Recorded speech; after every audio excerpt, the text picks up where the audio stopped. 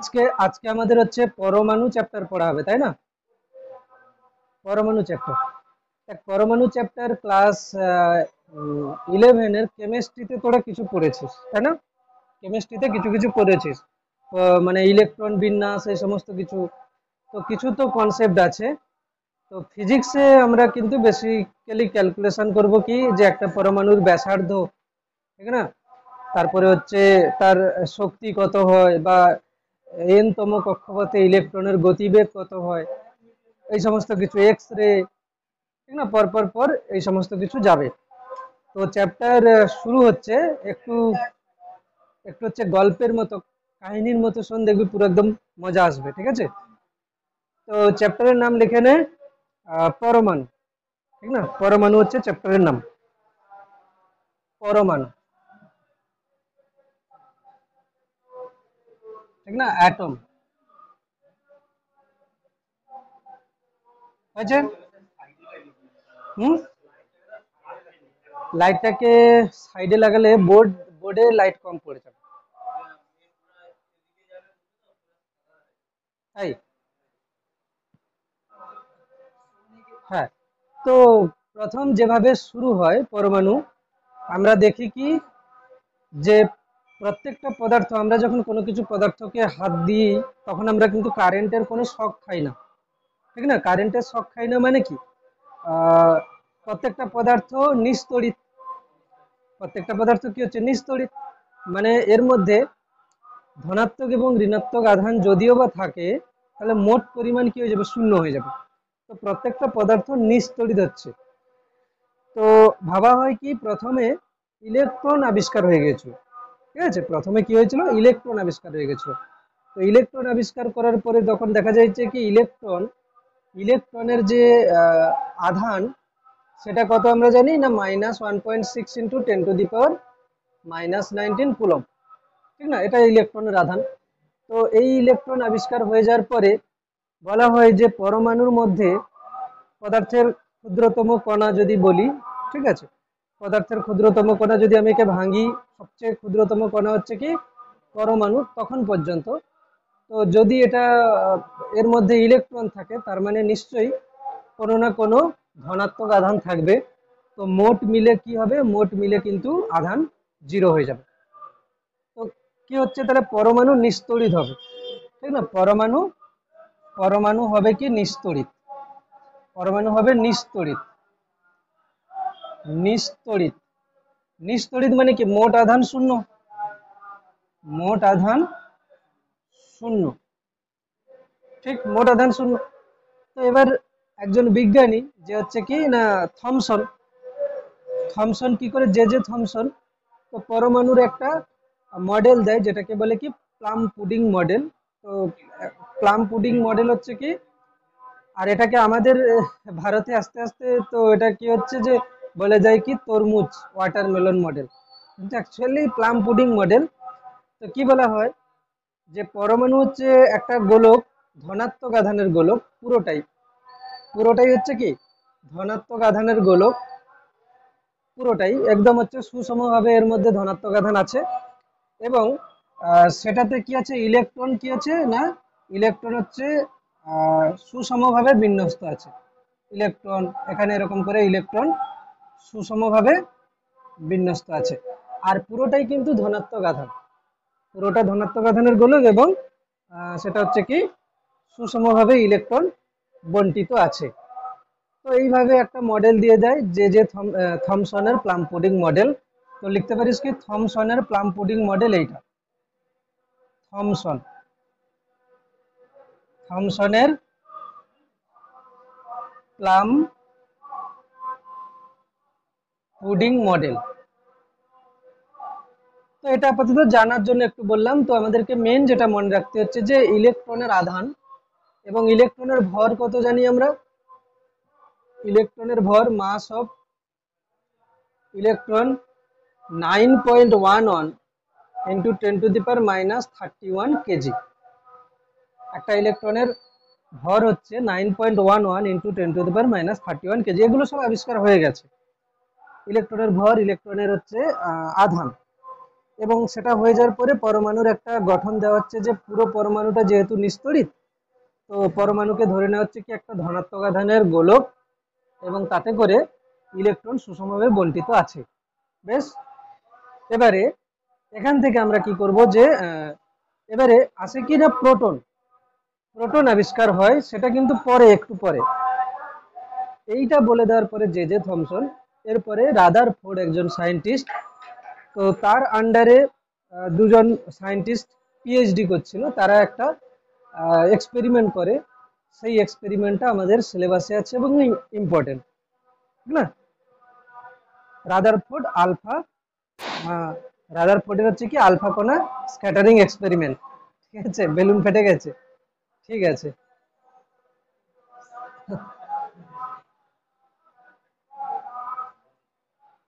হয়েছে। এবারে একটা জিনিস আছে আমাদেরকে, স্পেসিফিক চার্জ বলে একটা জিনিস হয়, ঠিক না? স্পেসিফিক চার্জ, এটা আমি প্রথম যখন স্থির তড়িৎ চ্যাপ্টার পড়া শুরু হয়েছিল সেটা করেছিলাম। একটা হচ্ছে কি specific charge, specific charge Bangla হচ্ছে কি আপেক্ষিক আধান, আপেক্ষিক আধান, ঠিক না? স্পেসিফিক চার্জ বা আপেক্ষিক আধান। এই আপেক্ষিক আধান হচ্ছে কি না আধান বাই ভর, আধান বাই ভর। কোনো আহিত কণার আমরা হচ্ছে আধান বাই ভর করলে তার স্পেসিফিক চার্জ আসে। তো বল ইলেকট্রনের, হ্যাঁ, ইলেকট্রনের ইলেকট্রনের আপেক্ষিক আধান কত হবে? ইলেকট্রনের আপেক্ষিক আধান হবে, ইলেকট্রনের আধান 1.6 ইন্টু 10⁻⁻19 কুলম বাই ইলেকট্রনের ভর 9.11 ইন্টু 10⁻31 কেজি। এটাকে একবার ক্যালকুলেশন করে বল কত আসছে। এটা ক্যালকুলেশন করলে আসবে 1.76 ইন্টু 10⁻11 কুলম পার কেজি। আচ্ছা, ইলেকট্রনের আধানকে যদি আমি মাইনাস রাখি তো এটা মাইনাস হবে স্পেসিফিক চার্জ। ইলেকট্রনের আধান, এটা হচ্ছে চার্জ অফ ইলেকট্রন, ইলেকট্রনের আধান হচ্ছে -1.6 ইন্টু 10⁻19 কুলম। একটা ইলেকট্রনের আধান -1.6 ইন্টু 10⁻19 কুলম। তো ইলেকট্রনের আপেক্ষিক আধান কি হচ্ছে? তার আধান বাই তার ভর, ঠিক তো? তার আধান বাই তার ভর হচ্ছে, ঠিক আছে? ইলেকট্রনের আপেক্ষিক আধান হচ্ছে ইলেকট্রনের আধান বাই ইলেকট্রনের ভর। এরকম করে আমরা যেহেতু চ্যাপ্টার শুরু হচ্ছে, একবার রিক্যাপ হচ্ছে কি যে যে তিন প্রকার যে কণা, সেই তিন প্রকার কণা তো এরপরে আসবে অবশ্যই। রাদারফোর্ডের স্ক্যাটারিং এক্সপেরিমেন্ট করার পরে আমরা জানতে পারি যে পরমাণুর সমস্ত ধনাত্মক আধান এবং ভর তার কেন্দ্রে কেন্দ্রীভূত আছে। তো আমাদের এইখানে ফিজিক্সের ক্লাস 12-এর সিলেবাসে রাদারফোর্ডের আলফা কণা হচ্ছে বিক্ষেপণ পরীক্ষা আছে, তারপরে চলে গেছে বোরের মডেল, দেন ডি ব্রগলি প্রকল্প থেকে বোরের শিকার্য, এই সমস্ত কিছুতে চলে গেছে। তো তবু এখানে আমরা চাইবো কি যে ইলেকট্রন, প্রোটন আর নিউট্রন এই তিনটে কণার আধান আর ভর একসঙ্গে আমরা করে নেওয়ার, যাতে করে ক্যালকুলেশন আমাদের সুবিধা হয়। কেন কি এগুলো ক্লাস 11-এর কেমিস্ট্রিতে ছিল। তো আমি ইলেকট্রন, প্রোটন আর নিউট্রন একটা চার্টেই করে দিচ্ছি, তোরা বলবি যে এটা হচ্ছে কি ইলেকট্রন, ইলেকট্রন, এটা হচ্ছে কি প্রোটন, এটা হচ্ছে কি না নিউট্রন, নিউট্রন। তো এর হচ্ছে কি আমি প্রথমে লিখছি কি আধান, ইলেকট্রন, প্রোটন, নিউট্রনে এটা কি লিখছি আধান। প্রথমে যদি আমি বলি ইলেকট্রনের আধান -1.6 ইন্টু 10⁻⁻19 কুলম, ইলেকট্রনের আধান। আচ্ছা, প্রোটনের আধান কি হবে? প্রোটনের আধান, প্রোটনের আধান হচ্ছে ইলেকট্রনের আধানের সমান এবং বিপরীত, তাহলে কি হবে +1.6 ইন্টু 10⁻⁻19 কুলম প্রোটনের আধান, ঠিক না? আর নিউট্রনের আধান কি হয়? 0। নিউট্রনের কোনো আধান নেই, এই জন্য তো এটাকে নিউট্রালি বলছি, নিউট্রনের আধান 0। এবারে ভর, ইলেকট্রনের ভর তো এক্ষুনি লিখলাম, ইলেকট্রনের ভর এক্ষুনি লিখলাম না, ভর ভর হচ্ছে কি 9.11 ইন্টু 10⁻⁻31 কেজি। প্রোটনের ভর কত 1.673 1.673 ইন্টু 10⁻⁻27 কেজি। এবং নিউটনের ভর কত 1.675 লিখবি এখানে, জাস্ট অল্প একটু ডিফারেন্স, নাহলে দুজনের প্রায় সেম সেম, -27 কেজি। সব কেজি ইউনিটে লিখেছি ভরগুলো। আচ্ছা, তোরা জানিস যে একটা ইউনিট হয় যাকে আমরা কি বলি atomic mass unit, AMU. Atomic mass unit বা এএমইউ। অ্যাটমিক মাস ইউনিট বা এএমইউ হচ্ছে কি একটা প্রোটন বা একটা নিউট্রনের যে ভর সেইটারই প্রায় সমান। মানে 1 mu is equals to 1 mu এরকম হয়, 1.66 বা 67 ইন্টু 10⁻⁻27 কেজি। মানে 1 mu-টা প্রায় এরকম হয়। 1 mu-র সংজ্ঞা তো ক্লাস 11-এ আছে, দেখতে পারিস। তোর আপাতত এখন এইটুকু মনে রাখতে হবে। তো অ্যাটমিক মাস ইউনিটে আমি যদি ইলেকট্রনের ভর বলি, প্রায় 0 চলে আসবে, near is equals to 0 ME. করে দেখ, এটাকে যদি যদি তুই বলিস যে আমি এই এত কেজিকে অ্যাটমিক মাস ইউনিটে করব, তাহলে এটা দিয়ে ভাগ করবি। ভাগ করলে কি আসবে 9.11 বাই 1.66, যা হোক একটা সংখ্যা আসবে, কিন্তু পাওয়ারে কত যাবে 10⁻31 প্লাস 27, মানে কত আসবে 4, 10⁻⁻4। 10⁻⁻4 মানে কি 1/10,000, 1/10,000 দিয়ে ডিভাইড করছিস। এটা প্রায় ধরো 2 ধরে নে, এটা ধরে নে কত 9, তাহলে 4.5 ধরো। 4.5 কে আমরা ডিভাইড করছি কত, 4.5 কে ডিভাইড করছি আমরা 10⁴ দিয়ে, তো প্রায় 0 আসবে না, প্রায় 0 চলে আসবে। আর এটা হচ্ছে কি প্রায় 1 এমই, এটাও প্রায় 1 এমই। মানে বলতে গেলে কি ইলেকট্রনের ভর অ্যাটমিক মাস ইউনিটে প্রায় 0 হচ্ছে, প্রোটন আর নিউট্রনের ভর কিন্তু অ্যাটমিক মাস ইউনিটে 1 এমই করেই হচ্ছে। ব্যাস এইটুকু আপাতত কনসেপ্ট থাকা উচিত, ঠিক আছে। এবারে আমরা চলে আসবো কি যে আলফা কণা স্ক্যাটারিং এক্সপেরিমেন্ট। থমসনের প্লাম পুডিং মডেল যেটা দিয়েছে, সেইটা কি কি ব্যাখ্যা করতে পারছে না প্রথমে, সেটা রাদারফোর্ড এক্সপেরিমেন্ট করে দেখায়, ঠিক না। তাহলে হেডিং দিবি কি, যেটা এই তোদের এই চ্যাপ্টারে ফিজিক্সের ক্ষেত্রে সিলেবাসে যেটা আছে, দেখ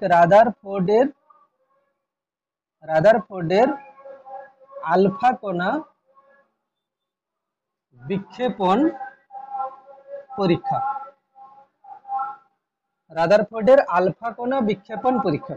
প্রথমে তো বুঝে নেওয়া যাক যে আলফা কণাটা কি, ঠিক না। প্রথমে বুঝে নেওয়া যাক যে আলফা কণাটা কি। আলফা কণা হচ্ছে, যদি আমি প্রথমে যদি বলি হিলিয়াম, হিলিয়ামের কি হয় বলতো, দুটো প্রোটন আর দুটো নিউট্রন থাকে, দুটো প্রোটন আর দুটো নিউট্রন। তাহলে প্রোটন আর নিউট্রন মিলে তাহলে মোট কটা হয়ে গেল, 4টি। তাহলে 2He4। আমি যদি নিউক্লিয়াসকে দেখাই, মানে এই হিলিয়ামকে যদি দেখাই, নিউক্লিয়াসের মধ্যে দুটো প্রোটন আছে, দুটো নিউট্রন আছে, আর বাইরে তাহলে কটা ইলেকট্রন থাকবে, দুটো ইলেকট্রন। যতগুলো প্রোটন থাকবে ততগুলো ইলেকট্রন থাকবে, ঠিক না।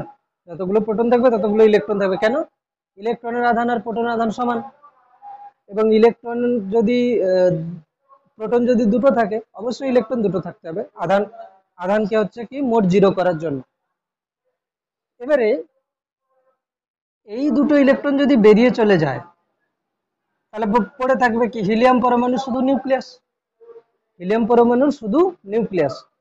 তো সেটাকে আমি কি বলবো, সেটাকে আমি বলবো কি, এটা যদি দুটো ইলেকট্রন ছেড়ে দেয়, তাহলে হয়ে যাবে কি হিলিয়াম 2 4। এটা তো ঠিক আছে, প্রোটন দুটো আছে, প্রোটন আর নিউট্রন মিলে 4টে আছে, কিন্তু এখানে আধান চলে আসবে কত 2+, আধান চলে আসবে কত 2+। এইটা কিন্তু অ্যাকচুয়ালি কি বলতো, হিলিয়াম পরমাণুর নিউক্লিয়াস। কেন, পুরো হিলিয়াম পরমাণু কি হচ্ছে, দুটো প্রোটন দুটো নিউট্রন আর দুটো ইলেকট্রন। দুটো ইলেকট্রন যদি বেরিয়ে চলে যায় তাহলে পড়ে থাকছে কি শুধু হিলিয়াম পরমাণু নিউক্লিয়াস। হিলিয়াম পরমাণুর নিউক্লিয়াসটাকেই বলে কি আলফা পার্টিকেল। মানে দুটো প্রোটন দুটো নিউট্রন মিলে যা হচ্ছে, ঠিক না? দুটো প্রোটন দুটো নিউট্রন মানে কি একটা হিলিয়াম থেকে দুটো ইলেকট্রন বেরিয়ে চলে গেছে, মানে হিলিয়াম। কেউ শুধু এটাও লিখতে পারে হিলিয়াম 2+। আর শুধু হিলিয়াম মানে আমরা এটাও জানি যে 2 আর 4 হবে, যেখানে 2 হচ্ছে কি প্রোটন সংখ্যা, 4 হচ্ছে কি প্রোটন আর নিউট্রন মিলে যেটা হয়, মানে ভর সংখ্যা যাকে আমরা বলি। তো আলফা পার্টিকেল কি হচ্ছে, আলফা কণা হলো হিলিয়াম পরমাণুর নিউক্লিয়াস। এটা ক্লিয়ার রাখা উচিত, হিলিয়াম পরমাণুর নিউক্লিয়াস, হিলিয়াম পরমাণুর নিউক্লিয়াস। আলফা কণা হচ্ছে কি হিলিয়াম পরমাণুর নিউক্লিয়াস, ঠিক।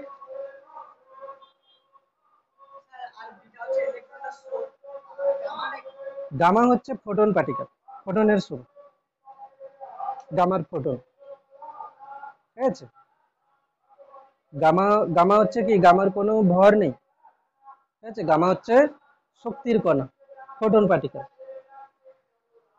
তো আমরা জানি কি যে আলফা বিটা গামা এই তিনটি কণার মধ্যে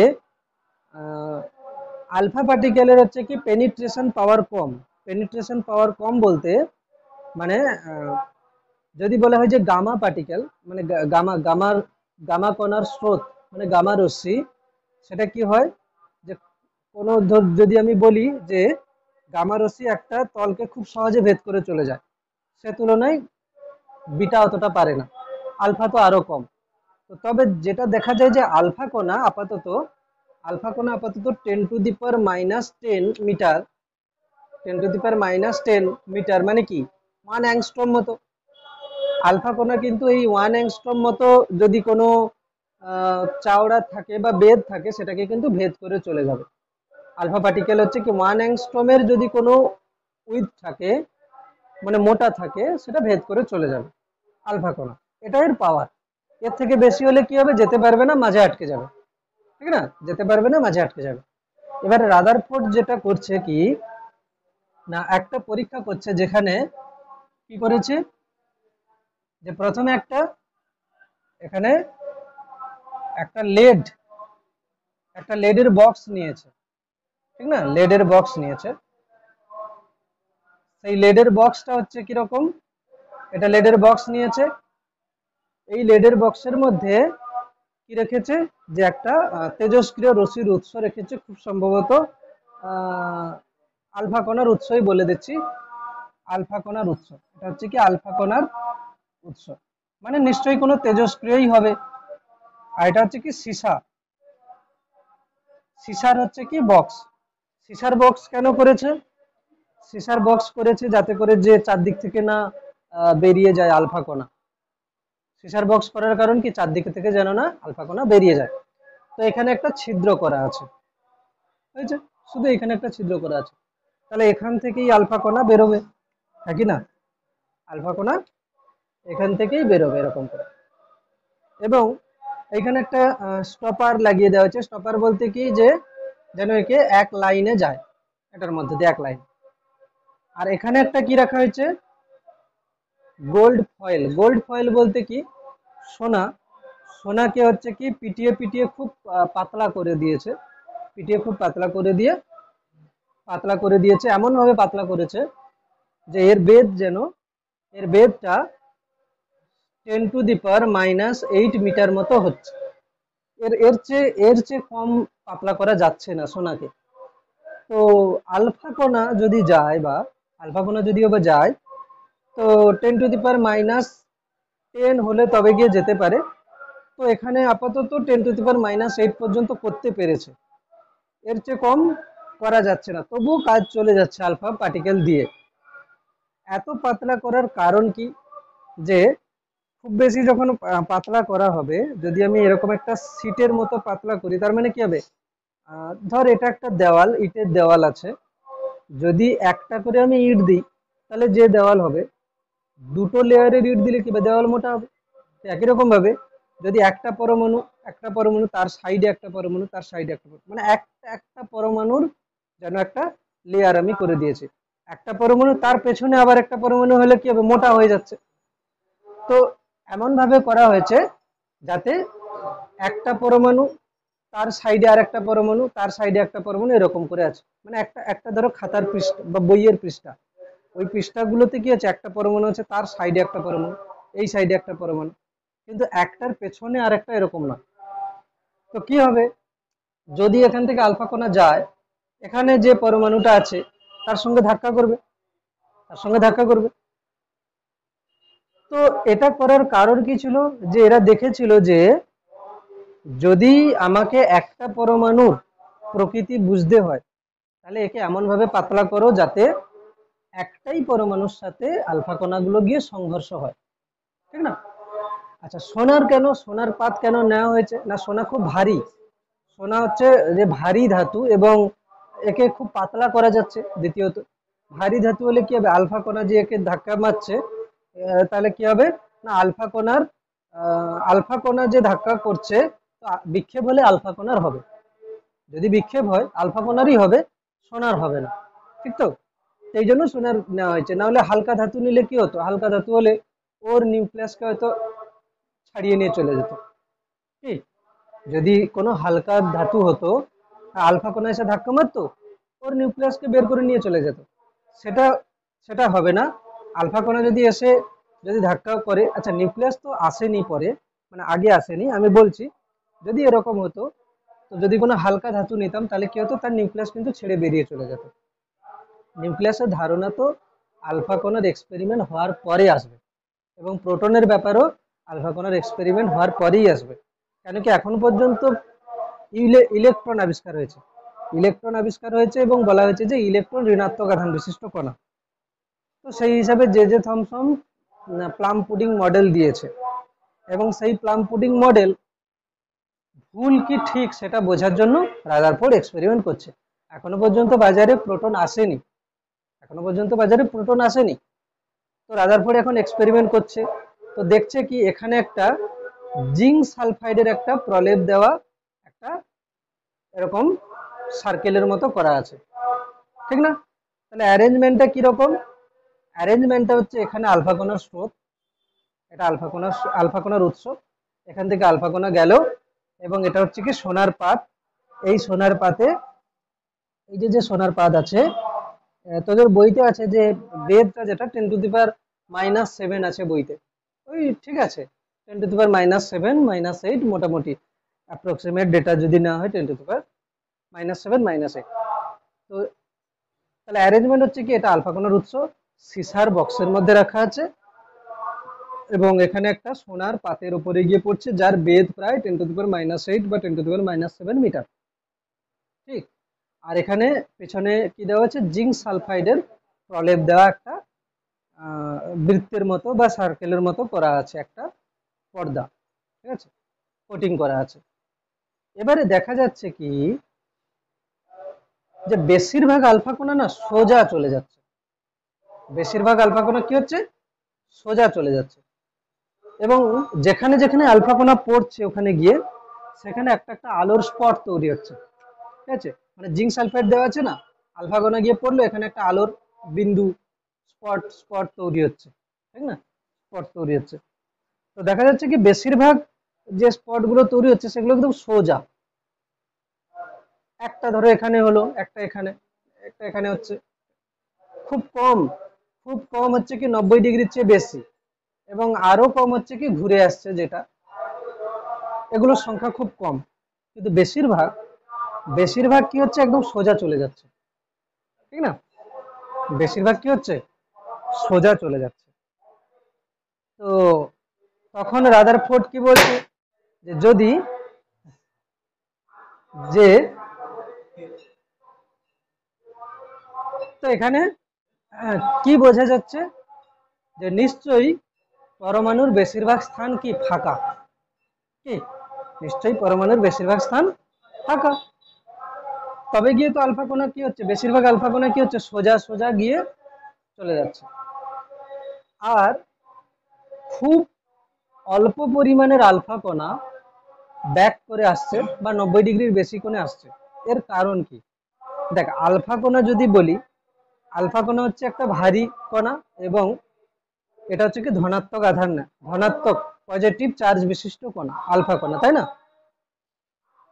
আর তাহলে বল একটা ভারী কণা এবং পজিটিভ চার্জ বিশিষ্ট কণাকে ফিরিয়ে দিতে পারে কে? অবশ্যই একটা ভারী কণা এবং ধনাত্মক আধান বিশিষ্ট কণা, কারণ কি যদি ওটা ঋণাত্মক হতো তাহলে তো আকর্ষণ করে নিত, তাই না? তার মানে ঘুরিয়ে দেওয়ার কাজটা কি হচ্ছে, আলফা কণাকে ঘুরিয়ে দিতে পারে কে? একটা ভারী এবং ধনাত্মক আধান বিশিষ্ট কণা। তো তখন বলা যাচ্ছে কি যে খুব অল্প পরিমাণের আলফা কণা ব্যাক করে আসছে, মানে কি পরমাণুর বেশিরভাগ ভর মানে ভারী পার্টটা একটা বিন্দুতে কেন্দ্রীভূত আছে এবং সমস্ত ধনাত্মক আধানও একটা বিন্দুতেই কেন্দ্রীভূত আছে, আর বেশিরভাগ স্থান ফাঁকা। তো এই যে রাদারফোর্ডের যে কনক্লুশন কি এলো, যে থমসন যেটা বলেছিল যে একটা গোলক হবে যে গোলকের পুরোটাই ধনাত্মক আধান এবং এখানে কিছু ইলেকট্রন আছে ছড়িয়ে আছে, সেটা তাহলে ভুল হয়ে যাচ্ছে, যে ধনাত্মক আধান পুরোটা নয়, ধনাত্মক আধান একটা ছোট্ট জায়গায় কেন্দ্রীভূত হতে হবে। কি এখানে রাদারফোর্ডের এক্সপেরিমেন্ট থেকে কি বোঝাচ্ছে, যে ধনাত্মক আধান এবং প্রায় সমস্ত ভর একটা জায়গায় কেন্দ্রীভূত হতে হবে এবং ওইটাকে নাম দেওয়া হচ্ছে কি নিউক্লিয়াস। কি নাম দেওয়া হচ্ছে? নিউক্লিয়াস। বেশ, নিউক্লিয়াস নাম দিল, তাহলে নিউক্লিয়াস হয়ে যাচ্ছে কি একটা ভারী এবং ধনাত্মক, ঠিক না? নিউক্লিয়াসের সংজ্ঞা যদি বলা যায় যে পরমাণুর সমস্ত ধনাত্মক আধান এবং প্রায় সমস্ত ভর একটি কেন্দ্রবিন্দুতে কেন্দ্রীভূত থাকে, তাকে নিউক্লিয়াস বলে। এটা রাদারফোর্ডের এক্সপেরিমেন্ট থেকে পাওয়া যায় যে নিউক্লিয়াসের ধারণাটা। তাহলে যদি সমস্ত ধনাত্মক আধান এবং ভর যদি একটা বিন্দুতে কেন্দ্রীভূত থাকে, তাহলে ঋণাত্মক আধান বিশিষ্ট ইলেকট্রন যাবে কোথায়? বলছে কি ইলেকট্রন তাহলে একে কি করছে, একে মানে কেন্দ্র করে ঘুরছে। ইলেকট্রন কি করছে, একে কেন্দ্র করে ঘুরছে এবং ইলেকট্রন কেন ঘুরবে না, একে হচ্ছে কি আকর্ষণ করছে। তার মানে সবসময় যদি আকর্ষণ করে তাহলে একটা কি অভিকেন্দ্র বল, যার জন্য কি হচ্ছে বৃত্তপথে ঘুরছে, ঠিক না? বৃত্তপথে ঘুরছে। তো এই পর্যন্ত রাদারফোর্ডের এক্সপেরিমেন্টের আমি যদি বলি অবজারভেশন এবং হচ্ছে কনক্লুশন, মানে কি কি পর্যবেক্ষণ করেছে। পর্যবেক্ষণ কি কি হচ্ছে? পর্যবেক্ষণ হচ্ছে বেশিরভাগ আলফা কণা সোজা চলে যাচ্ছে, বেশিরভাগ আলফা কণা সোজা চলে যাচ্ছে। প্রায় প্রায় হচ্ছে কি যে 20,000-এর মধ্যে একটা একদম পুরো ব্যাক করে আসছে, 20,000-এর মধ্যে একটা ব্যাক করে আসছে। আর কি হচ্ছে যে খুব 90 ডিগ্রি থেকে বেশি কোণে খুব কম আলফা কণা ঘুরছে। এইগুলো হচ্ছে কি অবজারভেশন। সেই অবজারভেশন থেকে কি কি সিদ্ধান্ত আসছে, যে বেশিরভাগ আলফা কণা সোজা চলে যাচ্ছে মানে বেশিরভাগ স্থান ফাঁকা। আর কি খুব অল্প সংখ্যক আলফা কণা ঘুরে আসছে, মানে কি ওই আলফা কণাকে ঘুরিয়ে দিতে পারে একটা ভারী এবং ধনাত্মক আধান বিশিষ্ট কণা। তার মানে অবশ্যই পরমাণুর প্রায় সমস্ত ভর এবং ধনাত্মক আধান একটা ছোট্ট জায়গায় কেন্দ্রীভূত আছে, ওটাকে বলে দিচ্ছে কি নিউক্লিয়াস। এবার আমি বই থেকে নিয়ে নেবো যে বই থেকে কি কি আছে, ঠিক আছে? তোদের বইতে যেটা যেটা আছে ছায়াপ্রকাশনের বইতে আমি শুধু একটু করে বলবো, তোরা বইতে মার্ক করে নিবি, কেন কি এগুলো লেখানোর কোনো দরকারই নেই।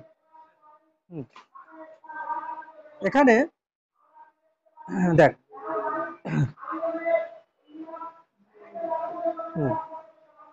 এখানে পর্যবেক্ষণ, আচ্ছা সোনার পাতের বেদ কত নেওয়া হয়েছে? 10⁻⁻7 মিটার প্রায় সোনার পাতের বেদ। আর এখানে যে পর্যবেক্ষণ যেগুলো দিয়েছে, প্রথম পর্যবেক্ষণ কি আছে দেখ, যে অধিকাংশ আলফা কণাই প্রায় সোজাসুজি বিনা বিক্ষেপেই ধাতব পাতটি অতিক্রম করে বিপরীত দিকে বেরিয়ে আসে, ঠিক না? মানে সোজাসুজি একদম চলে যাচ্ছে বিপরীত দিকে, ঠিক না?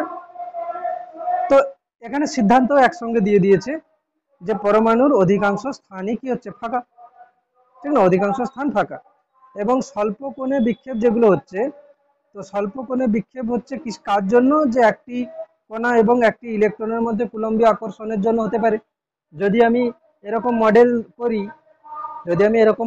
ধরো এখানে ইলেকট্রন আছে, তো তো ইলেকট্রনের জন্য খুব হালকা বিক্ষেপ হলেও হতে পারে, ঠিক আছে, খুব হালকা বিক্ষেপ হলেও হতে পারে। তো পরমাণুর মধ্যে ইলেকট্রনগুলি কি হচ্ছে, বিচ্ছিন্নভাবে অবস্থান করে বলছে। আচ্ছা, অধিক কোণে বিক্ষেপ, অধিক কোণে বিক্ষেপ হচ্ছে খুব কম আলফা কণা, ঠিক না? অধিক অধিক কোণে বিক্ষেপ হচ্ছে খুব অল্প সংখ্যক আলফা কণা। তো এই জন্য কি বলা হচ্ছে যে পরমাণুর সমগ্র ধনাত্মক আধান প্রায় সম্পূর্ণ ভর অতি স্বল্প পরিসরে কেন্দ্রীভূত থাকে, একে নিউক্লিয়াস বলে। ব্যাস, এতটা পর্যন্ত বললাম, ঠিক না? এতটা পর্যন্ত বললাম, হলো। তো এখান থেকে আমাদের কোশ্চেন আসতে পারে কি, যে রাদারফোর্ডের আলফা কণা এক্সপেরিমেন্ট পরীক্ষায় পর্যবেক্ষণ এবং সিদ্ধান্ত, বেশ লেখা যাবে, অসুবিধা নেই। হ্যাঁ, রাদারফোর্ডের আলফা কণা পরীক্ষার সিদ্ধান্তগুলি লেখো, দু নম্বরে দিতে পারে, দুটো পয়েন্ট।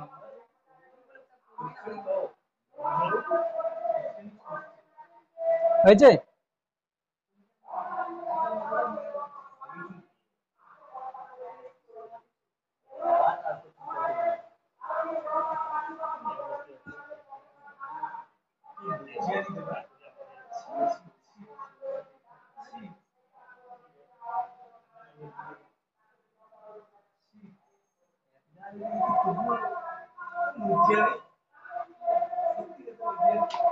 ব্যাস, এতটা হলো। এবারে কথা হচ্ছে যে, তো থমসনের যে প্লাম পুডিং মডেল, তার ড্রব্যাক তাহলে কি হলো, যে এই আলফা কণার এক্সপেরিমেন্টে বেশিরভাগ আলফা কণা কেন সোজা চলে যাচ্ছে এটা ব্যাখ্যা করতে পারছে না, ঠিক না? কেন সোজা চলে যাচ্ছে এটা ব্যাখ্যা করতে পারছে না থমসনের প্লাম পুডিং মডেল। দ্বিতীয়ত, ইলেকট্রনের ধারণা হয়ে গেছে। জে থমসন ইলেকট্রন আবিষ্কার হয়ে যাওয়ার পরেই জে থমসনের প্লাম পুডিং মডেল এসছে। তো প্লাম পুডিং মডেলের পরে রাদারফোর্ড এক্সপেরিমেন্ট করে।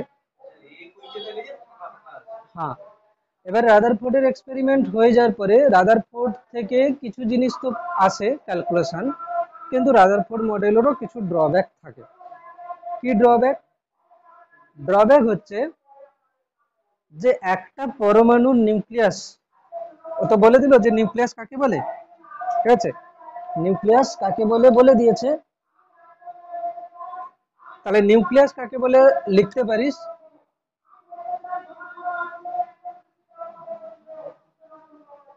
নিউক্লিয়াস যে পরমাণুর বেশিরভাগ, পরমাণুর প্রায় সমস্ত ভর, পরমাণুর প্রায় সমস্ত ভর এবং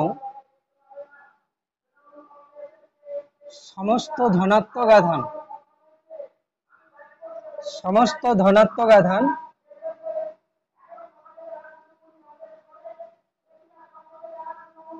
একটি ক্ষুদ্র পরিসরে কেন্দ্রীভূত থাকে। ক্ষুদ্র পরিসরে কেন্দ্রীভূত থাকে,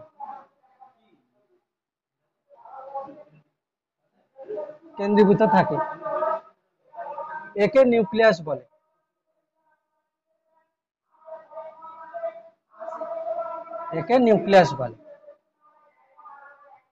ঠিক আছে, একে কি বলে, নিউক্লিয়াস বলে।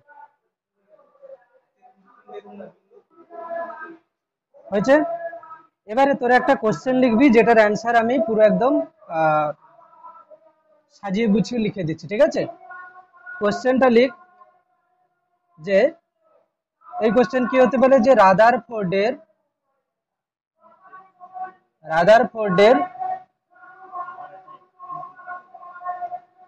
পরমাণু মডেলটি লেখো। ঠিক আছে, লিখবি তোরা, হ্যাঁ, রাদারফোর্ডের পরমাণু মডেলটি লেখো। অথবা এই কোশ্চেন আর কি হতে পারে, যে রাদারফোর্ডের আলফা কণা, রাদারফোর্ডের আলফা কণা বিক্ষেপণ পরীক্ষার সিদ্ধান্ত গুলি লেখো। ঠিক না? তো রাদারফোর্ডের পরমাণু মডেলটা কি না, 1 নম্বর কি লিখবো, যে পরমাণুর বেশিরভাগ স্থান ফাঁকা। 1, পরমাণুর বেশিরভাগ স্থান ফাঁকা। পরমাণুর বেশিরভাগ স্থান হচ্ছে কি ফাঁকা।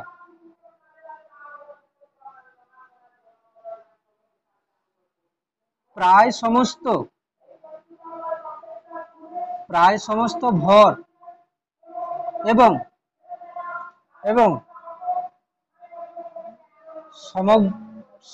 সমগ্র ধনাত্মক আধান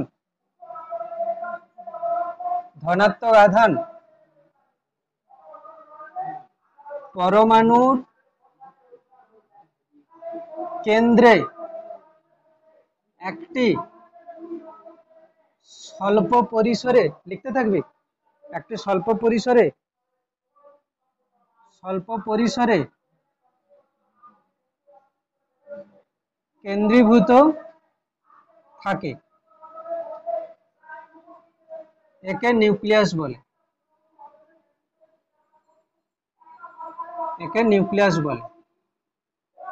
ঠিক আছে? পরমাণুর প্রায় সমস্ত স্থান ফাঁকা, পরমাণুর বেশিরভাগ স্থান ফাঁকা, প্রায় সমস্ত ভর এবং সমগ্র ধনাত্মক আধান পরমাণুর কেন্দ্রে একটি স্বল্প পরিসরে কেন্দ্রীভূত থাকে, একে নিউক্লিয়াস বলে। ঠিক না? একে নিউক্লিয়াস বলে।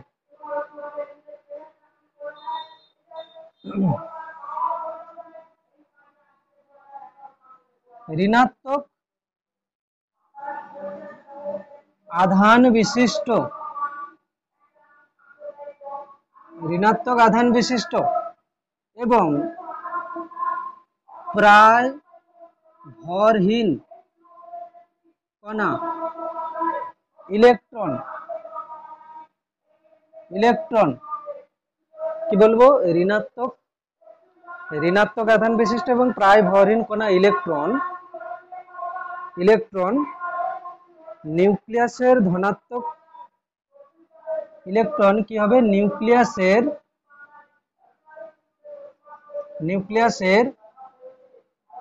ধনাত্মক আধানের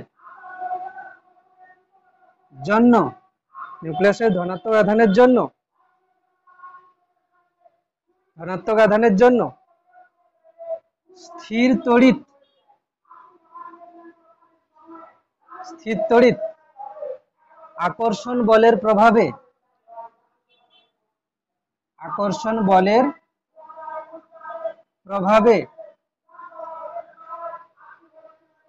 প্রভাবে নিউক্লিয়াসকে কেন্দ্র করে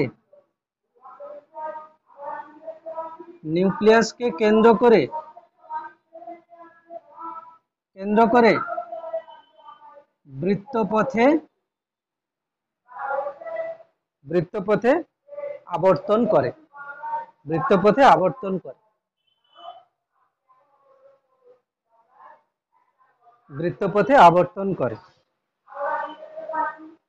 ঠিক না? বৃত্তপথে কি করে, আবর্তন করে। ঠিক?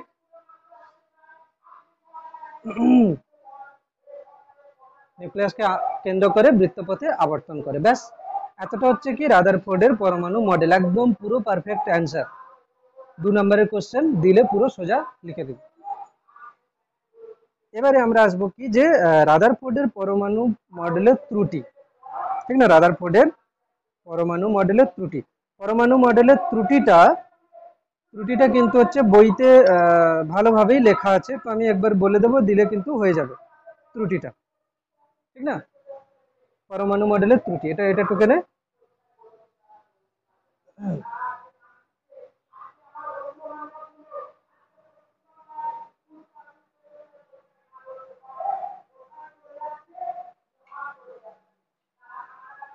ঠিক হলো? হ্যাঁ, এবার আসবো কি যে রাদারফোর্ডের পরমাণু মডেলের কি কি ত্রুটি হচ্ছে, drawback, drawback of Rutherford model. তাহলে কি লিখবো? রাদারফোর্ডের পরমাণু মডেল এর ত্রুটিগুলি লেখো, ঠিক না? এটার অ্যান্সার বইতে যা আছে লিখলেই হবে, ছায়া প্রকাশনীর বইতে। প্রথম যেটা আছে সেটা হচ্ছে কি পরমাণুর অস্থায়িত্ব, ঠিক না? পরমাণুর অস্থায়িত্ব অ্যাকচুয়ালি হচ্ছে কি সেটা আমরা দেখি। দেখ, আমি যখন স্থির তড়িৎ চ্যাপ্টার প্রথম পড়িয়েছিলাম সেখানে একটা কথা বলেছিলাম যে একটা আধান যদি স্থির থাকে, তাহলে সে কি করবে? যে স্থির তড়িৎ বল প্রয়োগ করবে, ঠিক না? একটা তড়িৎ ক্ষেত্র তৈরি করবে। আধান যদি স্থির থাকে কেবলমাত্র সে তড়িৎ ক্ষেত্র তৈরি করবে। আধানটা যদি গতিশীল হয়, কিভাবে গতিশীল হয়? সমবেগে। মানে গতিশীল হচ্ছে, একটা আধান গতিশীল হচ্ছে, কিন্তু তার বেগটা হচ্ছে কি কনস্ট্যান্ট, তাহলে সে কি করবে? একটা তড়িৎ প্রবাহ সৃষ্টি করবে। আধানের গতি হচ্ছে মানে কি তড়িৎ প্রবাহ সৃষ্টি হবে। আচ্ছা, তড়িৎ প্রবাহ হলে কি হয় আমরা দেখেছি, তড়িৎ প্রবাহ হলে কি হয়? চুম্বক ক্ষেত্র সৃষ্টি হয়। তড়িৎ প্রবাহ হলে কি হয়? চুম্বক ক্ষেত্র সৃষ্টি হয়। তাহলে একটা গতিশীল আধান যদি সমবেগে গতিশীল হয়, চৌম্বক ক্ষেত্র সৃষ্টি করে। কিন্তু এই আধানটা যে গতিশীল হচ্ছে না, এর যে বেগ সেটা যদি কনস্ট্যান্ট না হয়, বেগ কনস্ট্যান্ট নাই মানে কি ত্বরণ আসবে, মানে ত্বরণটা জিরো নয়, ত্বরণ নন জিরো মানে কি ত্বরণ আছে। তাহলে একটা আধান যদি ত্বরণ সহ গতিশীল হয়, সেটা কি করবে না? তড়িৎ চুম্বকীয় তরঙ্গ সৃষ্টি করে। কি করে? তড়িৎ চুম্বকীয় তরঙ্গ মানে ইলেকট্রোম্যাগনেটিক ওয়েভ। আমরা যখন ইলেকট্রোম্যাগনেটিক ইন্ডাকশন পড়বো না, তখন আমরা দেখব যে একটা আধান, মানে দেখ, এটা যদি ভি বেগটা কনস্ট্যান্ট না হয়, পরিবর্তন হয়, তার মানে কি তড়িৎ প্রবাহের মান চেঞ্জ হচ্ছে। কি যদি সমবেগে গতিশীল হয়, তার মানে কি হবে? তড়িৎ প্রবাহের মানটা তো ঠিক থাকবে সবসময়, তড়িৎ প্রবাহের মানটা ঠিক থাকবে। যদি বেগ ঠিক থাকে, একই হারে যাচ্ছে, তড়িৎ প্রবাহ মানে কি আধানের প্রবাহের হার কিউ বাই টি। বেগ যদি কনস্ট্যান্ট থাকে, আইটা ঠিক থাকবে। কিন্তু যদি বেগ যদি চেঞ্জ হয়, তাহলে আই কি হবে? তড়িৎ প্রবাহ মাত্রাটা কি হবে? সবসময় কনস্ট্যান্ট থাকবে না, মানে তড়িৎ প্রবাহ সময়ের সাথে সাথে পরিবর্তন হচ্ছে। তোরা দেখবি পরিবর্তী তড়িৎ প্রবাহের জন্যই কিন্তু এরকম কিছু হচ্ছে। তো এখন আমরা দেখব কি যে ইলেকট্রোম্যাগনেটিক ওয়েভ তৈরি হচ্ছে, ইএমডব্লিউ, ইলেকট্রোম্যাগনেটিক ওয়েভ। এই ইলেকট্রোম্যাগনেটিক ওয়েভ মানে কি? ইলেকট্রোম্যাগনেটিক ওয়েভ মানে এক প্রকার শক্তি, এক প্রকার বিকিরণ। তো কথা হচ্ছে যে একটা পরমাণুর নিউক্লিয়াস, সেটা তো ধনাত্মক আধান। এবারে ইলেকট্রন যেটা আছে, সে কি ঋণাত্মক আধান। তো ইলেকট্রনকে আকর্ষণ করছে বলে কি হচ্ছে? ইলেকট্রন বৃত্তপথে ঘুরবে বলেছে, তাই না? ইলেকট্রনকে আকর্ষণ করছে বলে ইলেকট্রন বৃত্তপথে ঘুরবে বলেছে। যদি বৃত্তপথে ঘোরে, দেখ, এটা তো একটা হচ্ছে কি ইলেকট্রন মানে কি এর আধান আছে আহিত কণা, এই আহিত কণার উপরে বল প্রয়োগ হচ্ছে, ফলে কি হবে? এর একটা ত্বরণ তো হবে। বলবি ত্বরণ কিভাবে হচ্ছে? এ যখন বৃত্তপথে ঘুরবে, এর এখানে বেগ এদিকে, এখানে বেগ এদিকে, এখানে বেগ এদিকে, তো বেগ পরিবর্তন হচ্ছে না, দিক তো পরিবর্তন হচ্ছে। তার মানে ইলেকট্রনের একটা ত্বরণ থাকবে। তোরা জানিস অভিকেন্দ্র ত্বরণ হয়, একটা কণা যদি বৃত্তপথে ঘোরে, তার কি ত্বরণ হয়? অভিকেন্দ্র ত্বরণ হয়। তো অভিকেন্দ্র ত্বরণ যদি হয়, তার মানে কি ত্বরণ তো হচ্ছে এক প্রকার। তাহলে একটা আহিত কণা ত্বরণ সহ গতিশীল, মানে সে কি করবে? তড়িৎ চুম্বকীয় তরঙ্গ সৃষ্টি করবে। তড়িৎ চুম্বকীয় তরঙ্গ সৃষ্টি করা মানে এ কিছু শক্তি হারিয়ে ফেলা, কিছু শক্তি কি করা, হারিয়ে ফেলা। তাহলে এখন যে শক্তিটা আছে, পরে শক্তি যদি হারিয়ে ফেলে, তো ইলেকট্রন কিন্তু আস্তে আস্তে কি করবে বলতো, এই বৃত্তপথে ঘুরবে না, এ কি করবে, আস্তে আস্তে এরকম করে ঘুরতে ঘুরতে ঘুরতে ঘুরতে নিউক্লিয়াসের উপরে এসে পড়ে যাবে। তাহলে পরমাণুর কি স্থায়িত্ব বজায় থাকবে, স্থায়িত্ব বজায় থাকবে না। এবং বলা হচ্ছে কি, যে যদি এরকম হয়, একটা পরমাণু 10⁻⁻8 সেকেন্ড পর্যন্ত স্থায়ী হবে, তারপরে এটা ব্রেক করে যাবে, মানে এর আর স্থায়িত্ব থাকবে না। তাহলে ওরকম যদি হিসাব করা যায়, বিশ্ব জগতে যত পদার্থ আছে, পরমাণু আছে, তারা তো কেউই স্থায়ী হবে না। কিন্তু আমরা তো দেখছি পুরো একদম পরমাণু সমস্ত পদার্থ তো স্থায়ীভাবেই আছে। তার মানে এখানে কিছু না কিছু তো ফেল হচ্ছে রাদারফোর্ডের মডেল থেকে, যে ইলেকট্রন এভাবে ঘুরছে, আর এই যে যে ই ইলেকট্রোম্যাগনেটিক ওয়েভ যেটা তৈরি হচ্ছে, এটা হচ্ছে কি ম্যাক্সওয়েলের তড়িৎচুম্বকীয় তরঙ্গের যে ম্যাক্সওয়েলের যে ধারণা, সেই ধারণাটা এখানে কিন্তু কাজে লাগছে না। যদি ম্যাক্সওয়েলের ধারণাকে এখানে আমি ধরি, তো পরমাণুর স্থায়িত্ব ব্যাখ্যা করা যাচ্ছে না। তাহলে এটা ফার্স্ট পয়েন্ট। এই ফার্স্ট পয়েন্টটাকে আমি একবার পড়ে দিচ্ছি বইতে, ঠিক আছে? দেখ কি আছে, পরমাণুতে প্রতিটি আবর্তনশীল ইলেকট্রনেরই অভিকেন্দ্র ত্বরণ আছে। কথাটা ঠিক। অভিকেন্দ্র ত্বরণ কেন? ইলেকট্রন যদি বৃত্তপথে ঘোরে, কোনো কণা কোনো কণা যদি বৃত্তপথে ঘোরে, তার কেন্দ্রের দিকে সবসময় একটা ত্বরণ হয়, যাকে আমরা কি বলি, অভিকেন্দ্র ত্বরণ। তো ইলেকট্রন যেহেতু বৃত্তপথে ঘুরবে বলেছে রাদারফোর্ড, তো ইলেকট্রনেরও একটা অভিকেন্দ্র ত্বরণ আছে। সনাতন পদার্থবিদ্যা মানে ক্লাসিক্যাল ফিজিক্স এর ম্যাক্সওয়েলের তড়িৎচুম্বকীয়, তোরা সনাতন পদার্থবিদ্যা এটা না লিখতে পারিস, ম্যাক্সওয়েলের তড়িৎচুম্বকীয় তত্ত্ব অনুসারে, ম্যাক্সওয়েলের তড়িৎচুম্বকীয় তত্ত্ব অনুসারে কি, যে কোনো তড়িদাহিত কণার, কোনো তড়িদাহিত কণার ত্বরণ থাকলেই তার থেকে তড়িৎচুম্বকীয় বিকিরণ হয়। এটা ম্যাক্সওয়েলের তড়িৎচুম্বকীয় তরঙ্গের তত্ত্ব, ঠিক না?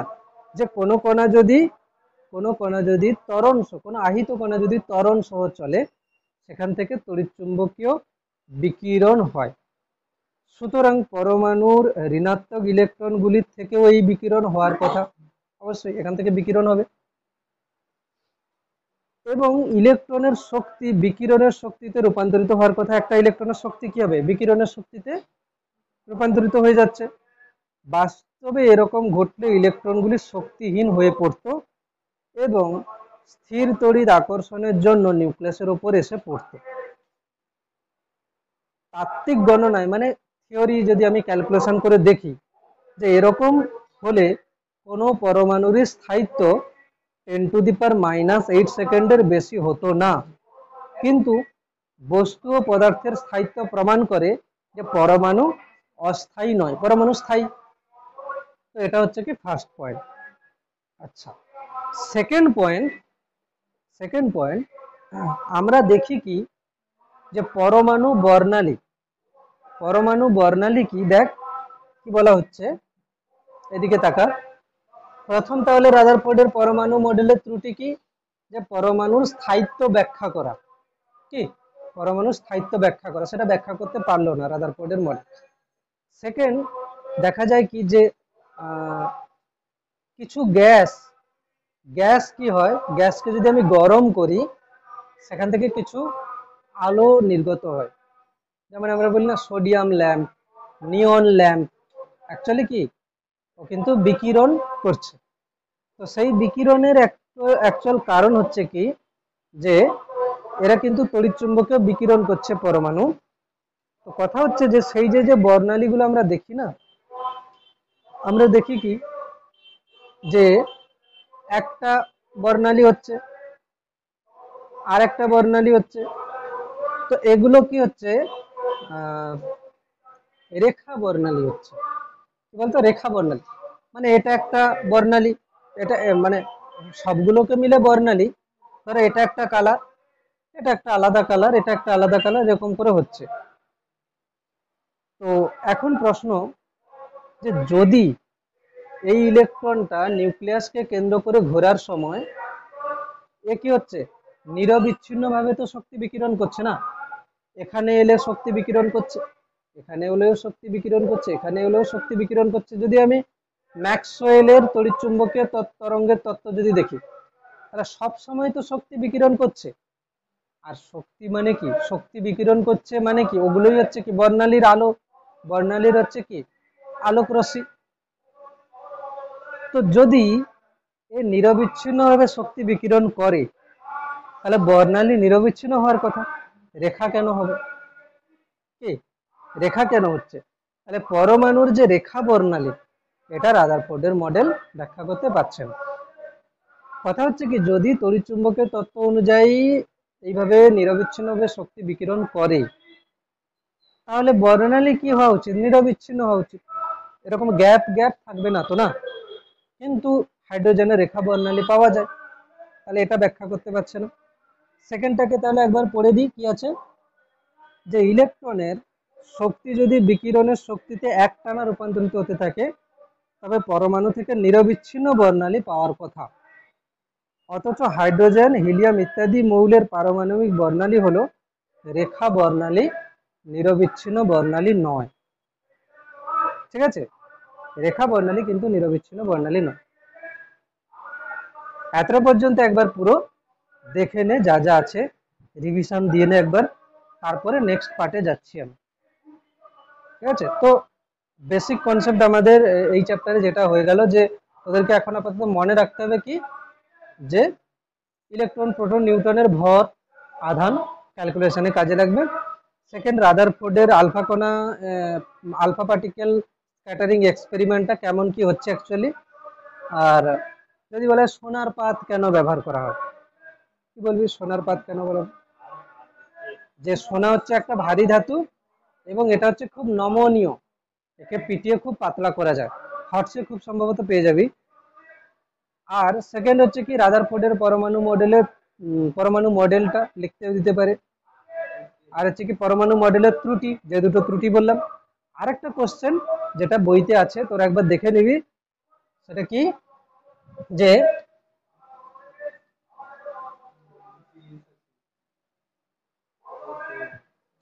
কোশ্চেনটা লিখে নে তোরা শুধু, রাদারফোর্ডের পরমাণু মডেল এবং এবং সৌর জগতের মডেলের সহিত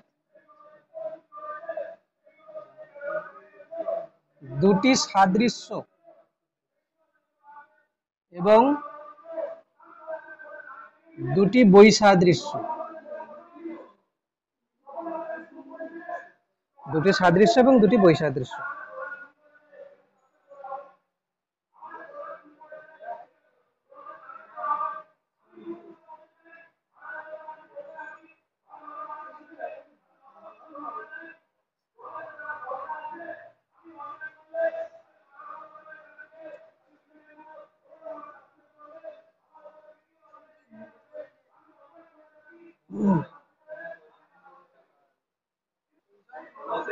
দেখ, এটাকে তোরা বল যে সাদৃশ্য কি হতে পারে প্রথমে, যদি রাদারফোর্ডের মডেল আর সৌর, হ্যাঁ, এটা সাদৃশ্য কি হতে পারে, যে পরমাণুর বেশিরভাগ স্থান ফাঁকা, এবং যদি বলি সৌরজগতেরও বেশিরভাগ স্থান ফাঁকা।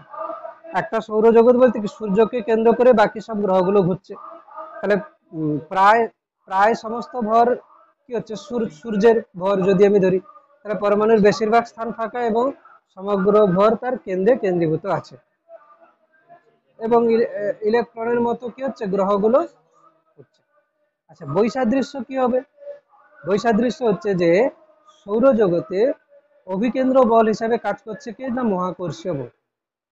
আর পরমাণুর মডেলে অভিকেন্দ্র বল হিসাবে কাজ করছে কি, ধনাত্মক এবং ঋণাত্মক আধানের মধ্যে যে স্থির তড়িৎ আকর্ষণ বল, মানে কুলম্বীয় বল।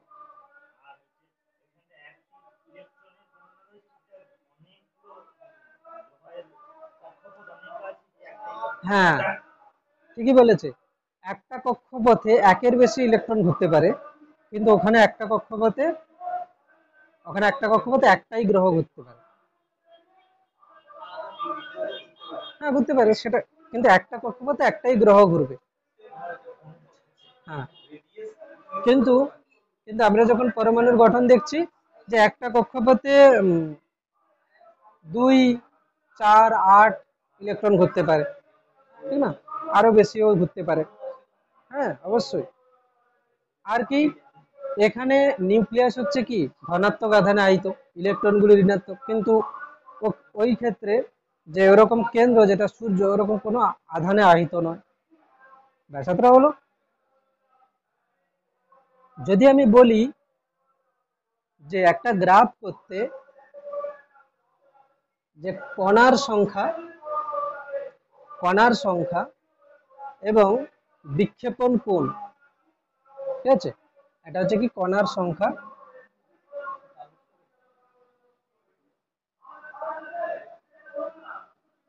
সংখ্যা আর এদিকে আছে কি বিক্ষেপণ কোণ।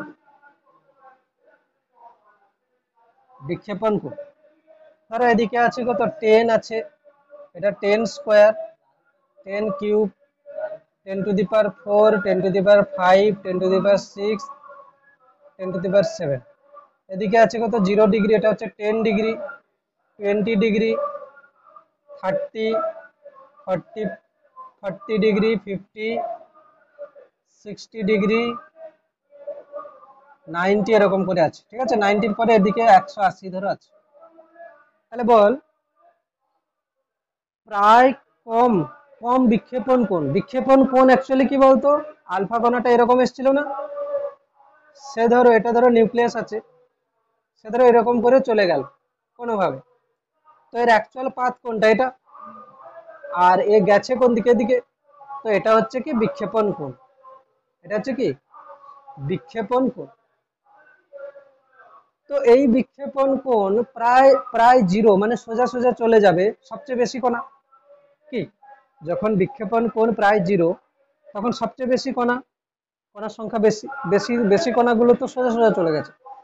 এরপরে যত যত বিক্ষেপণ কোণ বাড়াবো তত কি হবে, কণার সংখ্যা কমতে থাকবে, এবং যখন প্রায় 180 ডিগ্রিতে বিক্ষেপণ হবে, একদম কণার সংখ্যা প্রায় কম। হ্যাঁ, এরকম করে একটা গ্রাফ হচ্ছে, তাই না, এরকম করে একটা গ্রাফ হচ্ছে। হ্যাঁ, 180তে এসে কি হবে, 180তে এসে একটা দুটো কণা, হ্যাঁ না, মিলবে না। আর কোনও কি হবে 180, এই 180 পরে গ্রাফ যেতে পারে, যাবে না, কেন বলতো, বিক্ষেপণ কোণ বড় জোর কি হবে 0, মানে 0 থেকে কি হবে 0, 10, 20, 30, 40, 90, তারপরে কি 100, 120, 150, 180, 180-র বেশি বিক্ষেপণ কোণ হয় কি হবে না। তাহলে ম্যাক্সিমাম বিক্ষেপণ কোণ কত হতে পারে 180, তো গ্রাফ আসবে কোথায় পর্যন্ত 180 পর্যন্ত, 180তে এসে গ্রাফটা থেমে যাবে। গ্রাফটা টুকে নে, এরকম করে নাম্বারটা লিখতে পারিস।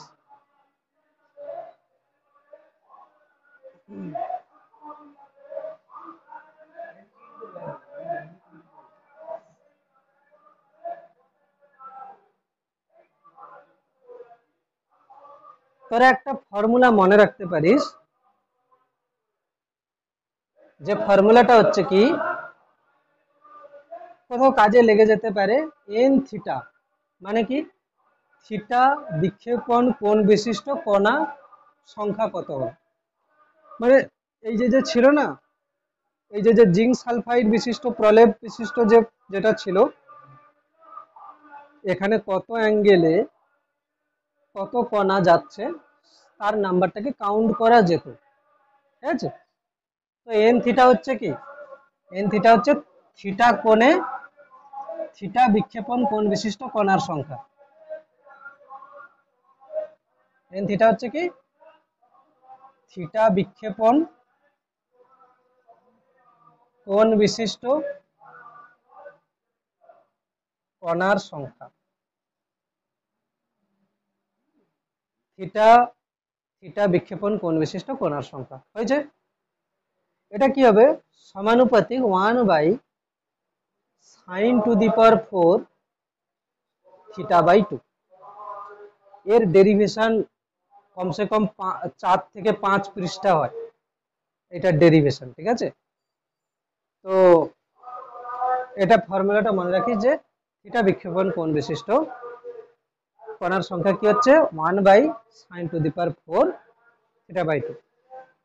এখানে বড় জোর কি দিতে পারে জানিস, যে আলফা কণা বিক্ষেপণ পরীক্ষায় কোশ্চেন হতে পারে কি sin⁴ θ/2, এটা এটা n ব্র্যাকেটে থিটা, n ব্র্যাকেটে থিটা বলতে কি থিটা বিক্ষেপণ কোণ বিশিষ্ট কণার সংখ্যা, ঠিক আছে। কি বলবো আলফা কণা বিক্ষেপণ পরীক্ষায়, আলফা কণা বিক্ষেপণ পরীক্ষায়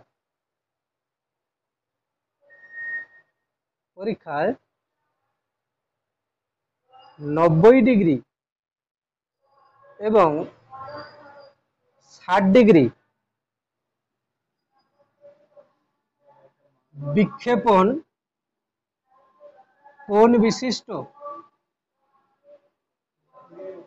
কোণ বিশিষ্ট কণা সংখ্যার অনুপাত নির্ণয় করো।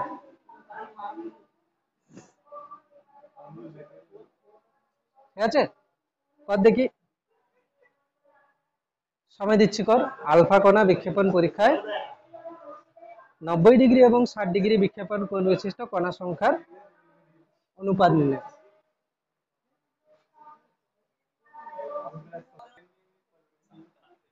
দেখি এটার অ্যান্সার কি হচ্ছে, ঠিক না। দেখ আমি যদি বলি যে এক্স সরি যদি বলি এ সমানুপাতিক বি, তাহলে কি হবে, যদি বলি আমি A1/A2 সমান কি হবে B1/B2। মানে যদি বলি A1 মানে A1 মানটা A1 আর B1 এর মধ্যে সম্পর্ক আছে এবং A2 আর B2 এর মধ্যে সম্পর্ক আছে, মানে কি A1 যদি উপরে থাকে তাহলে B1 উপরে থাকবে, A2 নিচে B2 নিচে।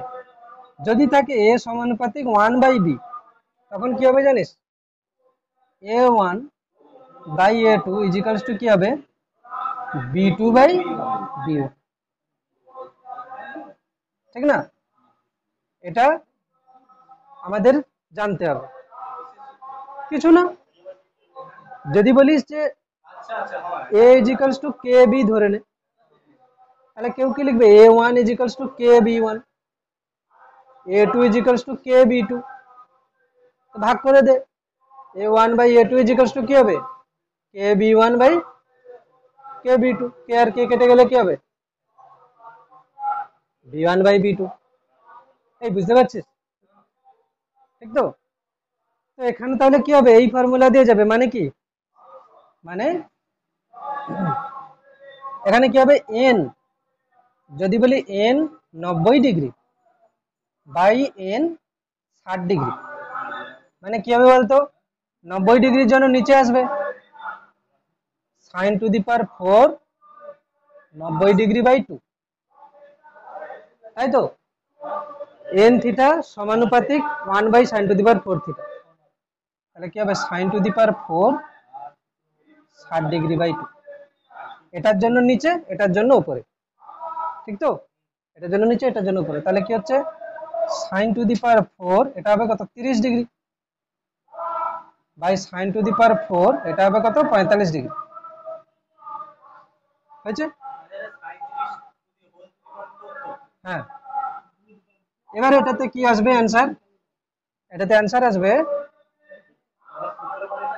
sin 30 ডিগ্রির মান কত half whole to the power 4, sin 45 degree মানে 1/√2 তার হোল টু দি পাওয়ার 4, এটা হয়ে যাবে কত 1/2 গুণিতক 2 গুণিতক 2, 2 2 4, 4 4 16, ভাই এটা কত হবে √2 গুণ √2 গুণ √2 গুণ √2, তাই না? এটা 2, এটা 2, 4, 1/4। তাহলে কি হবে 1/16 ইন্টু 4/1, তাহলে কি হচ্ছে 1/4। তোর কি অ্যান্সার এসেছিল? 1:4 এসছে।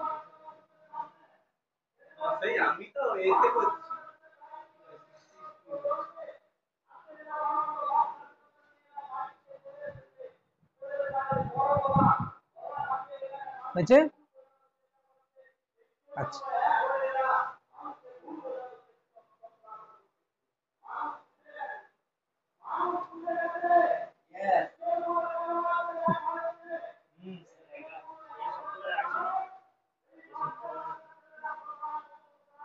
আসবে না।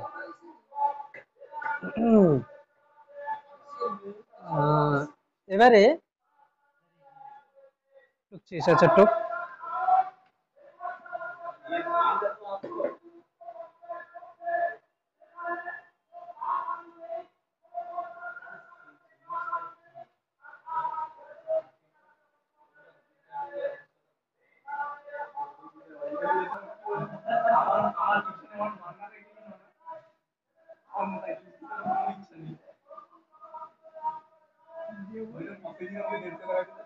ধর আমি বললাম কি আলফা কণা, এই আলফা কণাটা ধরো যাচ্ছে ভি বেগ নিয়ে, এখানে ধরো কি আছে নিউক্লিয়াস। একটা নিউক্লিয়াসের যদি পারমাণবিক ভর জেড হয়, তার মানে ওই নিউক্লিয়াসের মধ্যে কটা প্রোটন আছে? জেড সংখ্যক। ধরো একটা পরমাণু আমি নিলাম এক্স জেড এ, এর মানে কি জেড সংখ্যক প্রোটন আছে। তো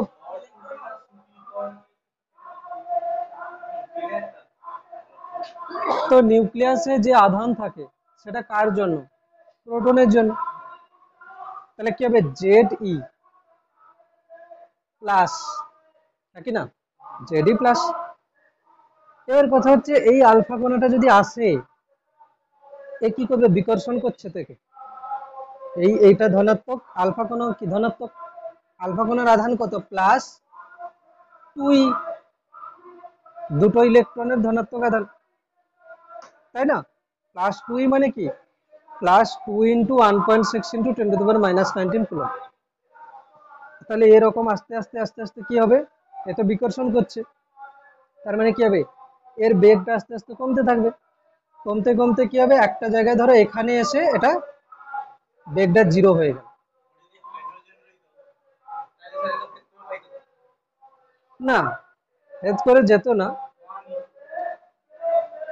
আমরা ক্যালকুলেশন করে, হ্যাঁ ক্যালকুলেশন করে কিভাবে দেখছি যে এটা এরকম করে আসছে। তো এখানে কি দেখা যাচ্ছে যে এটা ধরো এরকম করে আবার ঘুরে চলে যাবে, হ্যাঁ ঘুরে চলে যাবে, যেটা 180 ডিগ্রি বিক্ষেপণের ক্ষেত্রে বলছি আমরা। তো কথা হচ্ছে যে এর সবচেয়ে কাছে কতটা এসছে? R0 ধরে নিলাম। এটাকে কি বলে? Distance of closest approach. কি বলে? R0টা হচ্ছে ডিস্টেন্স অফ ক্লোজেস্ট অ্যাপ্রোচ।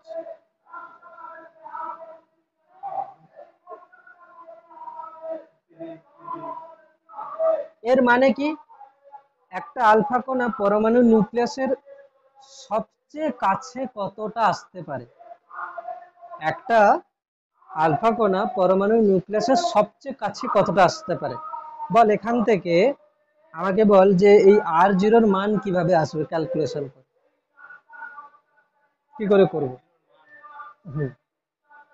দেখ এখানে এখানে কি ধরনের বল, এখানে কি ধরনের বল কাজ করছে বলতো?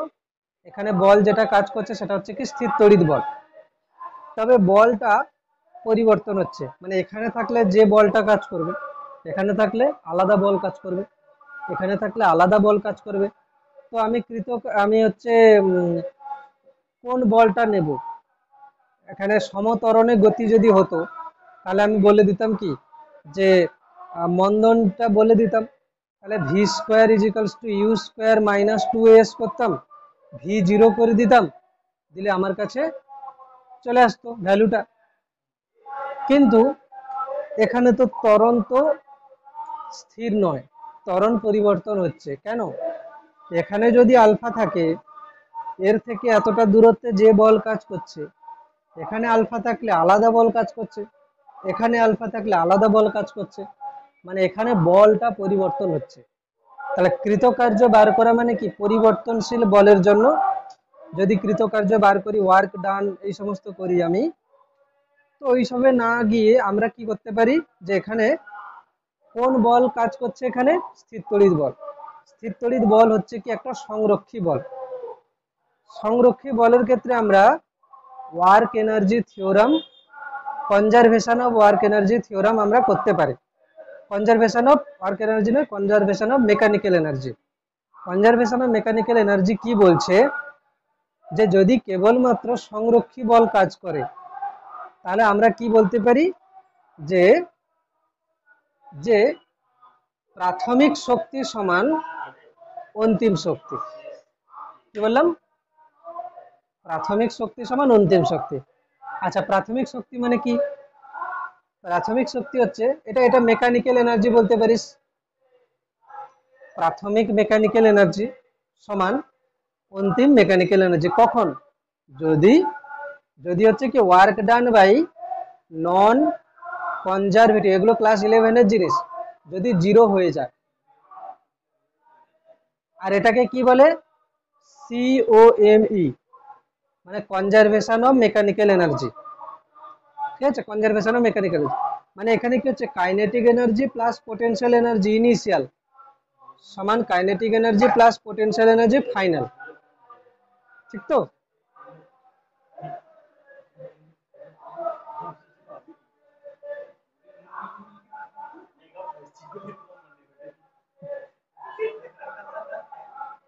আমি এর উপরে ক্লাস 11-এ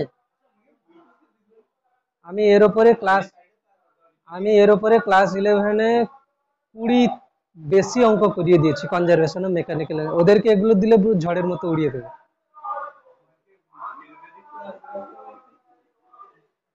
ঠিক আছে?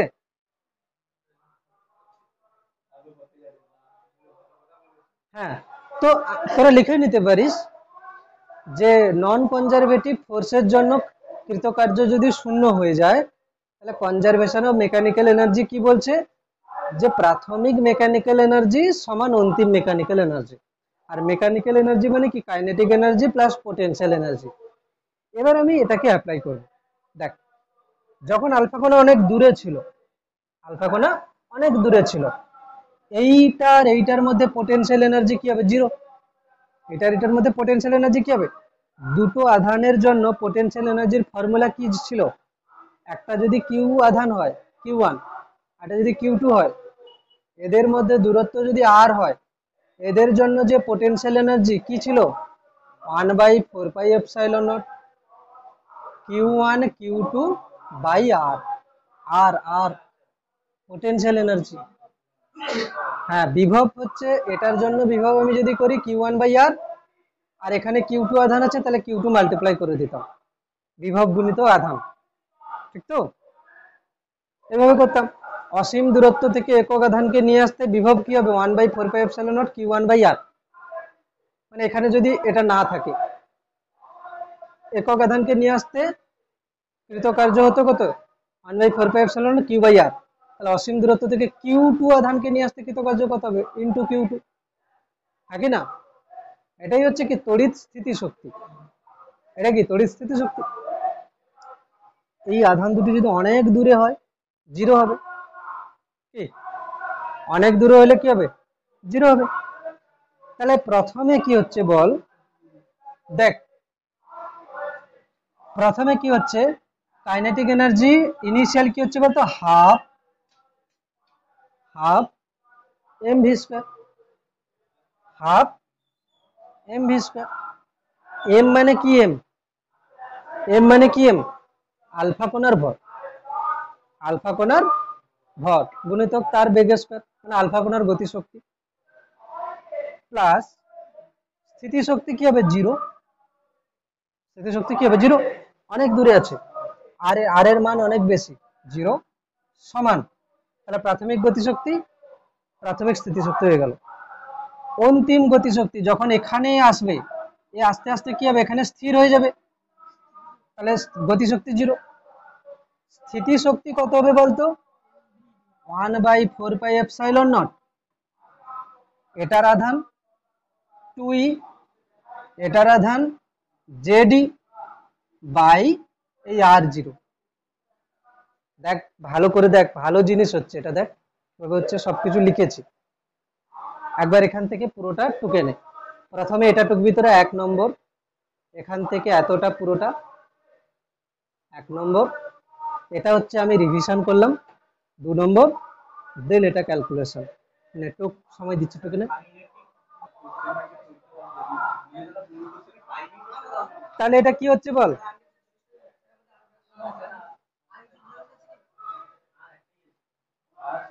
কি লিখবো এখানে? Half mv square is equals to 4πε0 2 Z square by r0। ঠিক না? কথা বলিস না। দেখ কি হচ্ছে, r0 is equals to 4πε0 2 Z square by half M V square. বেশ, হাফ এম ভি স্কয়ার হয়েছে, হলো।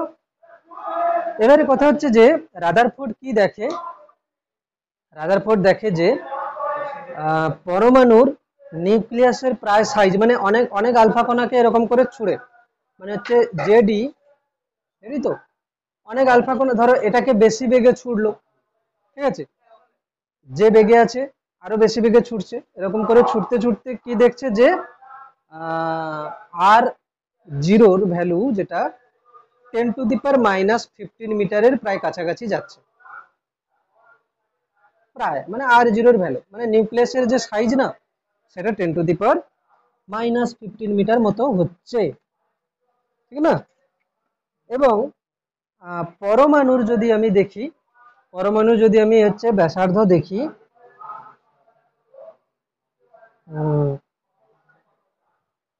হয়েছে, যদি আমি ব্যাসার্ধ দেখি পরমাণুর, তো সেখানে পরমাণুর ব্যাস বা ব্যাসার্ধ 10⁻⁻10 মিটারের কাছাকাছি হচ্ছে, প্রায় অ্যাপ্রক্সিমেট, ঠিক না? এটা আমাদের একটা ডেটা মনে রাখতে হচ্ছে। এখন আমি যদি বলি যে নিউক্লিয়াসের আয়তন,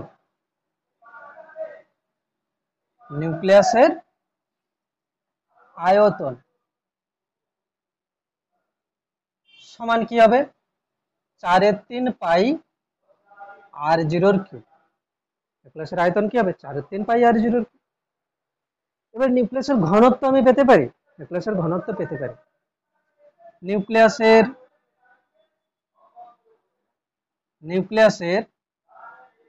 ঘনত্ব কি হবে?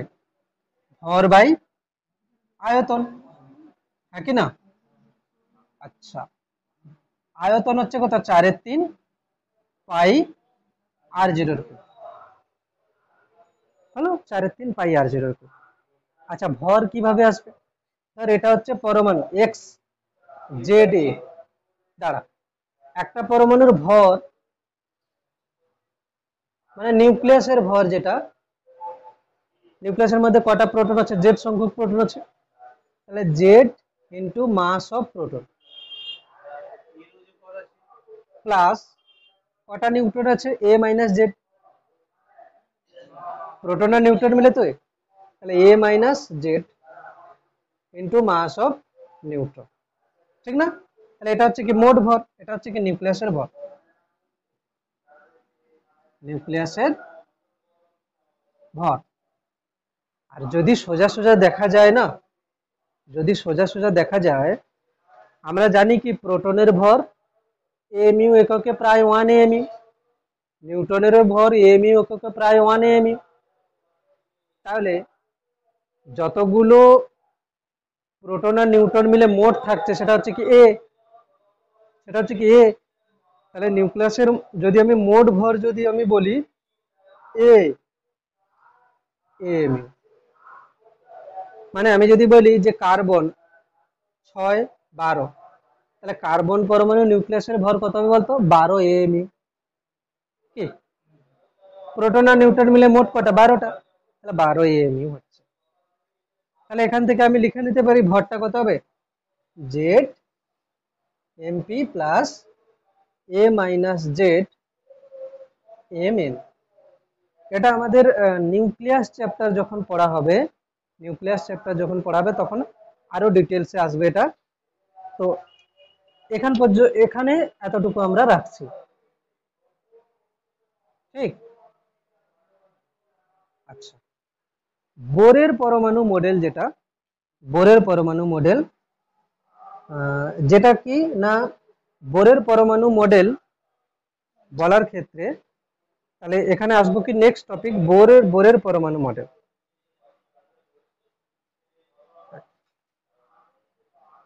হ্যাঁ, লেখ হেডিং দে।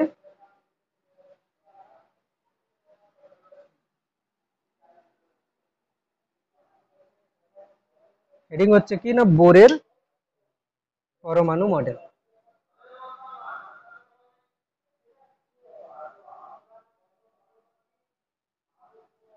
বোরের পরমাণু মডেল, ঠিক। আচ্ছা, যেটা রাদারফোর্ডের পরমাণু মডেল ছিল সেখানে কিছু কিছু জিনিস বোর ঠিক রাখে। মানে রাদারফোর্ডে যেগুলো ছিল, রাদারফোর্ডে যেমন ছিল কি, যে এটা ধরো নিউক্লিয়াস, তার আধান কি হচ্ছে জেডি, এবং ইলেকট্রন একে কেন্দ্র করে ঘুরছে। তো আর ব্যাসার্ধের বৃত্তপথে যদি ভি বেগ নিয়ে ঘোরে, তাহলে অভিকেন্দ্র বল হবে কত? এম ভি স্কোয়ার বাই আর। এটা অভিকেন্দ্র বল লাগবে।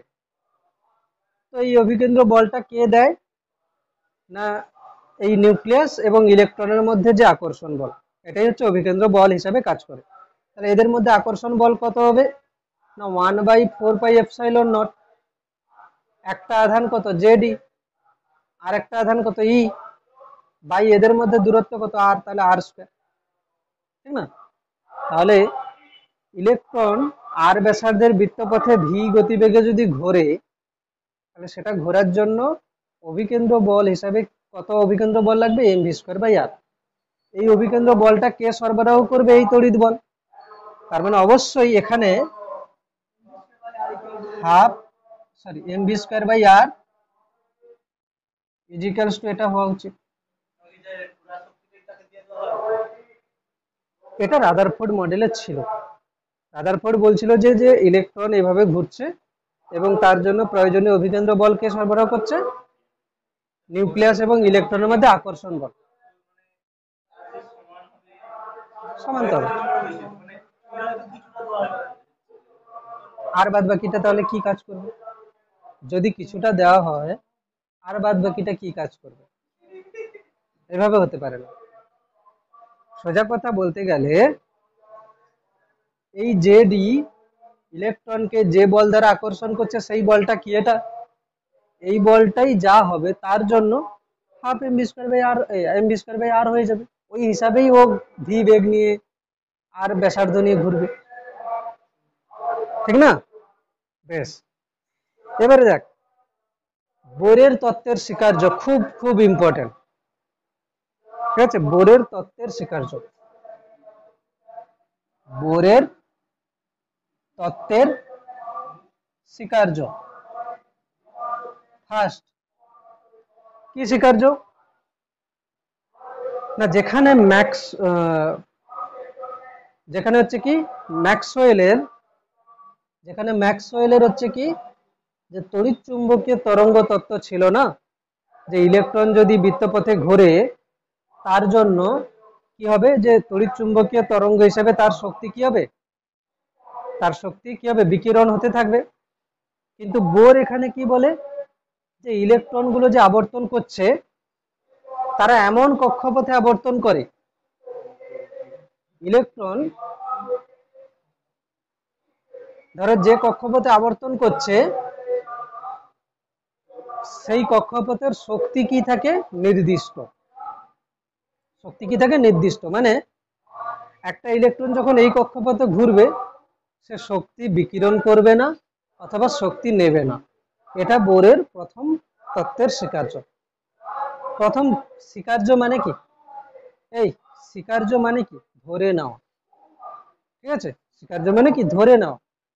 বোর ধরে নিচ্ছে যে যে ইলেকট্রন যখন একটা কক্ষপথে ঘুরছে, কি বলছে যে এই কক্ষপথে ঘোরার সময় ইলেকট্রন না তো শক্তি নেবে অথবা না শক্তি ছাড়বে।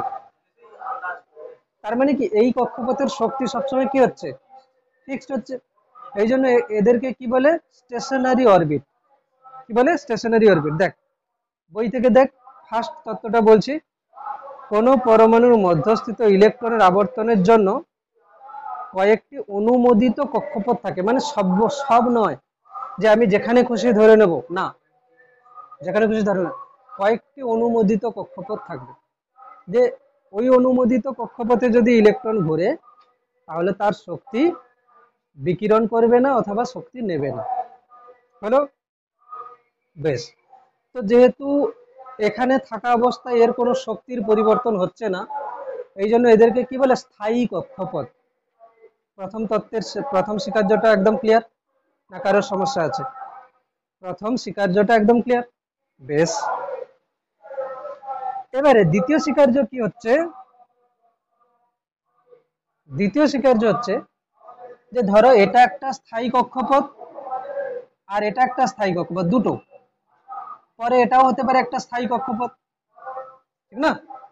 পরে এটাও হতে পারে একটা স্থায়ী কক্ষপথ। ধরো এটা প্রথম, এটা দ্বিতীয়, এটা তৃতীয়। কথা হচ্ছে যে একটা ইলেকট্রন এই কক্ষপথ থেকে যদি এই কক্ষপথে যায়, এটা হচ্ছে কি নিম্ন শক্তি স্তর, এটা উচ্চ শক্তি স্তর। এই কক্ষপথে যদি এই কক্ষপথে যেতে চায় তাহলে কিছু পরিমাণ শক্তি একে দিতে হবে, কিছু পরিমাণ শক্তি একে দিতে হবে, তবে গিয়ে এখানে যাবে। আচ্ছা, এখান থেকে যদি এখানে যায় তাহলেও কিছু পরিমাণ শক্তি দিতে হবে। মানে নিম্ন শক্তি স্তর থেকে উচ্চ শক্তি স্তরে যেতে গেলে কিছু পরিমাণ শক্তি ওকে দিতে হবে, বা ইলেকট্রন কিছু পরিমাণ শক্তি গ্রহণ করলে নিম্ন শক্তি স্তর থেকে উচ্চ শক্তি স্তরে যাবে। আচ্ছা, ইলেকট্রন এখানে ছিল, সে যদি এখানে চলে আসে তাহলে কি হবে? সে কিছু শক্তি বর্জন করে দেবে। ঠিক, এটাই হচ্ছে কি দ্বিতীয় দ্বিতীয় স্বীকার্য। কি? কোন ইলেকট্রনের একটি স্থায়ী কক্ষপথ থেকে আর একটি স্থায়ী কক্ষপথে সংক্রমিত হওয়া সম্ভব। মানে একটা স্থায়ী কক্ষপথ থেকে আর একটা স্থায়ী কক্ষপথে জাম্প করতে পারে কেবলমাত্র সংক্রমণের সময় তড়িৎচুম্বকের বিকিরণ নিঃসৃত বা শোষিত হয়। যদি লোয়ার লেভেল থেকে হায়ার লেভেলে যায় তাহলে শোষণ করবে, যদি হায়ার লেভেল থেকে লোয়ার লেভেলে আসে তাহলে কি করবে? বিকিরণ করবে, তাই না? নিঃসরণ করবে। এই বিকিরণ হলো সমসত্ব। এই বিকিরণ হচ্ছে কি সমসত্ব, এবং এর কম্পাঙ্ক হচ্ছে কি নিউ। মানে কথা হচ্ছে যে যে এই দেখ, ধরো এখানে যে বিকিরণটা যাচ্ছে, বিকিরণ মানে কি? একটা তড়িৎচুম্বকের তরঙ্গ। বিকিরণ মানে কি? তড়িৎচুম্বকের তরঙ্গ। এর এক তরঙ্গ মানে কি? তার তরঙ্গ দৈর্ঘ্য হয়, কম্পাঙ্ক হয়। তো আমি ধরে নিলাম কি এর কম্পাঙ্ক নিউ। নিউ হচ্ছে কি? নিউ হচ্ছে কম্পাঙ্ক।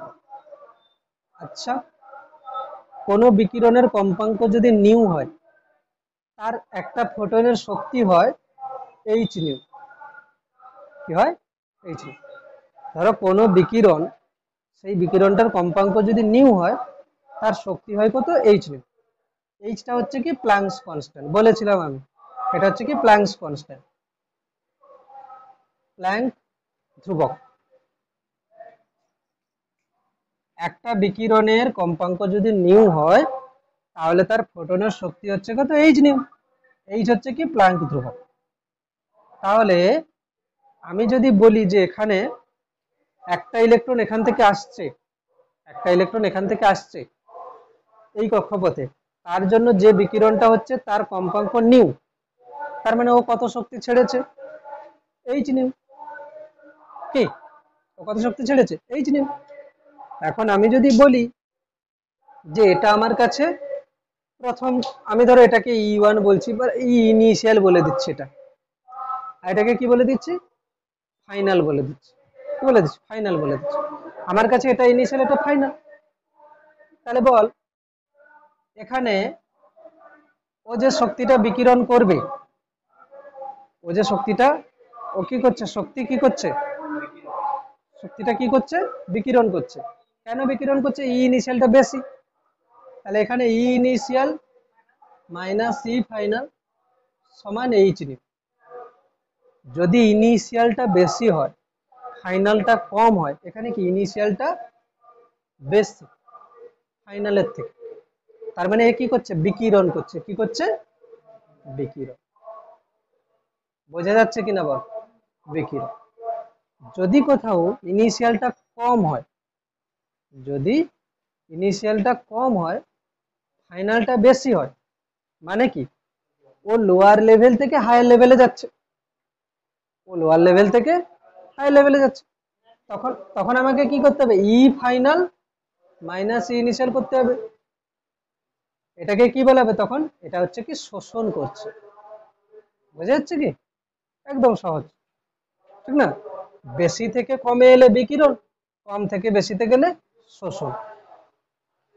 বেশ হলো, এটা হচ্ছে কি বোরের কম্পাঙ্ক শর্ত বা ফ্রিকোয়েন্সি কন্ডিশন। দ্বিতীয়টা হচ্ছে কি বোরের কম্পাঙ্ক শর্ত বা ফ্রিকোয়েন্সি কন্ডিশন। আচ্ছা, সেকেন্ড, থার্ড হচ্ছে কি,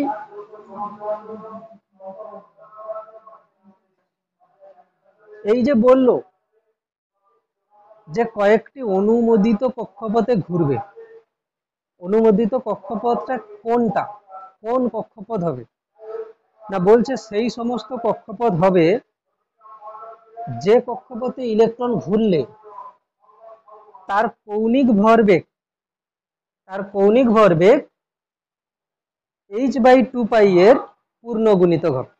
মানে অনেক কিছু কথা বলছে, দেখ প্রথম কথা কৌণিক ভরবেগ কি?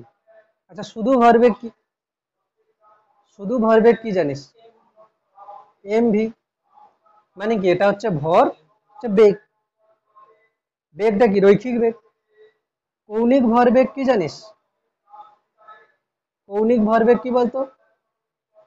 আমি তো লিখে দেবো, না হলে কৌণিক বেগ ওমেগা, এটা কি কৌণিক বেগ, পড়েছিস ক্লাস 11-এ, কৌণিক বেগ ওমেগা।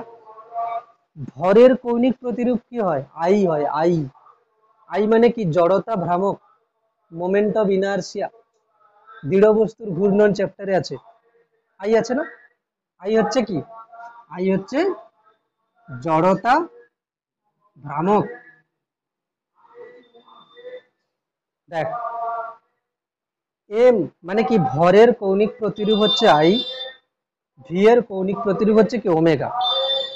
আচ্ছা, একটা যদি এম ভরের কণা আর ব্যাসার্ধের বৃত্তপথে ঘোরে, তার জন্য আই কি হয়, মানে এটাকে যদি মানে এর মানে কক্ষপথ, মানে এর হচ্ছে কি অক্ষ, এটা আর ব্যাসার্ধের, আর ব্যাসার্ধ করে ঘুরছে, এটাকে অক্ষ করে ঘুরছে, তাহলে আই কত হয়? M R square.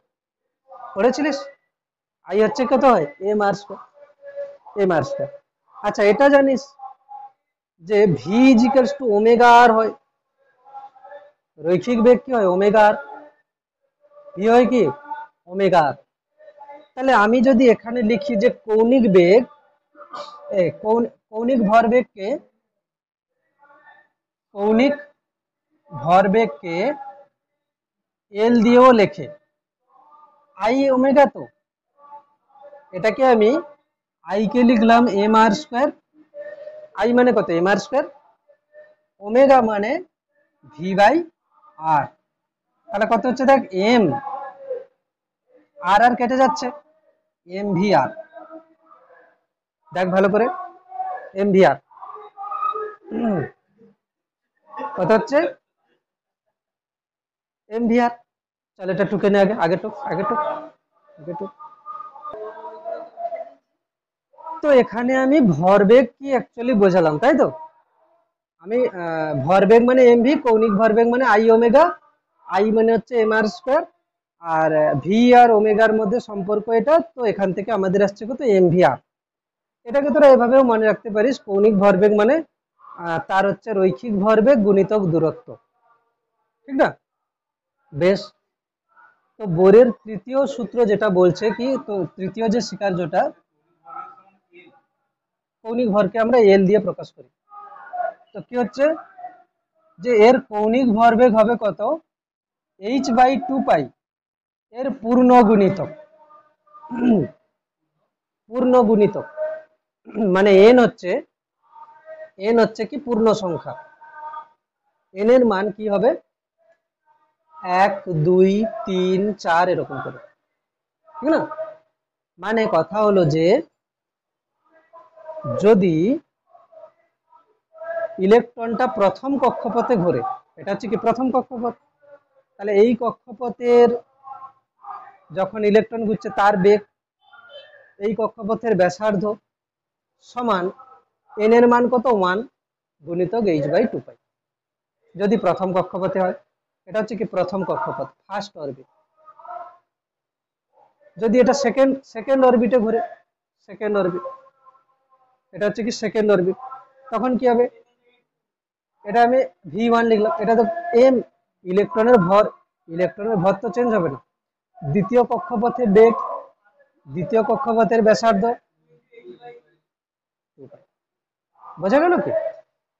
ব্যাস এই পর্যন্ত। তাহলে আমরা অ্যাকচুয়ালি এটাকে লিখতে পারি mvnrn। তো এখানে কি লিখতে পারি, mvnrn ইজিক্যালস টু nh/2 এটাকে আমি হচ্ছে সবকিছু ডিনোট কিভাবে করতে পারি, যে m হচ্ছে কি ইলেকট্রনের ভর, আচ্ছা, vn হচ্ছে কি n তম কক্ষপথে আবর্তনশীল ইলেকট্রনের বেগ, ইলেকট্রনের কি হচ্ছে বেগ, n তম কক্ষপথে আবর্তনশীল ইলেকট্রনের বেগ, আর হচ্ছে কি n তম কক্ষপথের ব্যাসার্ধ, n হচ্ছে কি কক্ষপথ সংখ্যা, কততম কক্ষপথ, ঠিক না? h হচ্ছে কি প্ল্যাঙ্কস কনস্ট্যান্ট, প্ল্যাঙ্ক ধ্রুবক, ঠিক? বেশ, এতটা পর্যন্ত আমার হলো, মানে পেজ নাম্বার 817 পর্যন্ত তোরা কমপ্লিট করে আসবি। দেন পরের দিন আমি কি করব, যে এই বোরের তত্ত্বের স্বীকার্যের সাহায্যে পরমাণুর আর n তম কক্ষপথের ব্যাসার্ধ ফর্মুলা, n তম কক্ষপথে আবর্তনশীল ইলেকট্রনের বেগের ফর্মুলা, আর কি যে ওই কক্ষপথে আবর্তনশীল ইলেকট্রনের শক্তি কত, এগুলো সব করব, ঠিক আছে? এবং ওখান থেকে প্রচুর অঙ্ক করতে হবে। এই পর্যন্ত আজকে থাকছে, ঠিক আছে? পুরো একদম ভালো করে পড়ে রিভিশন দিয়ে আসবে, ঠিক আছে? চলো।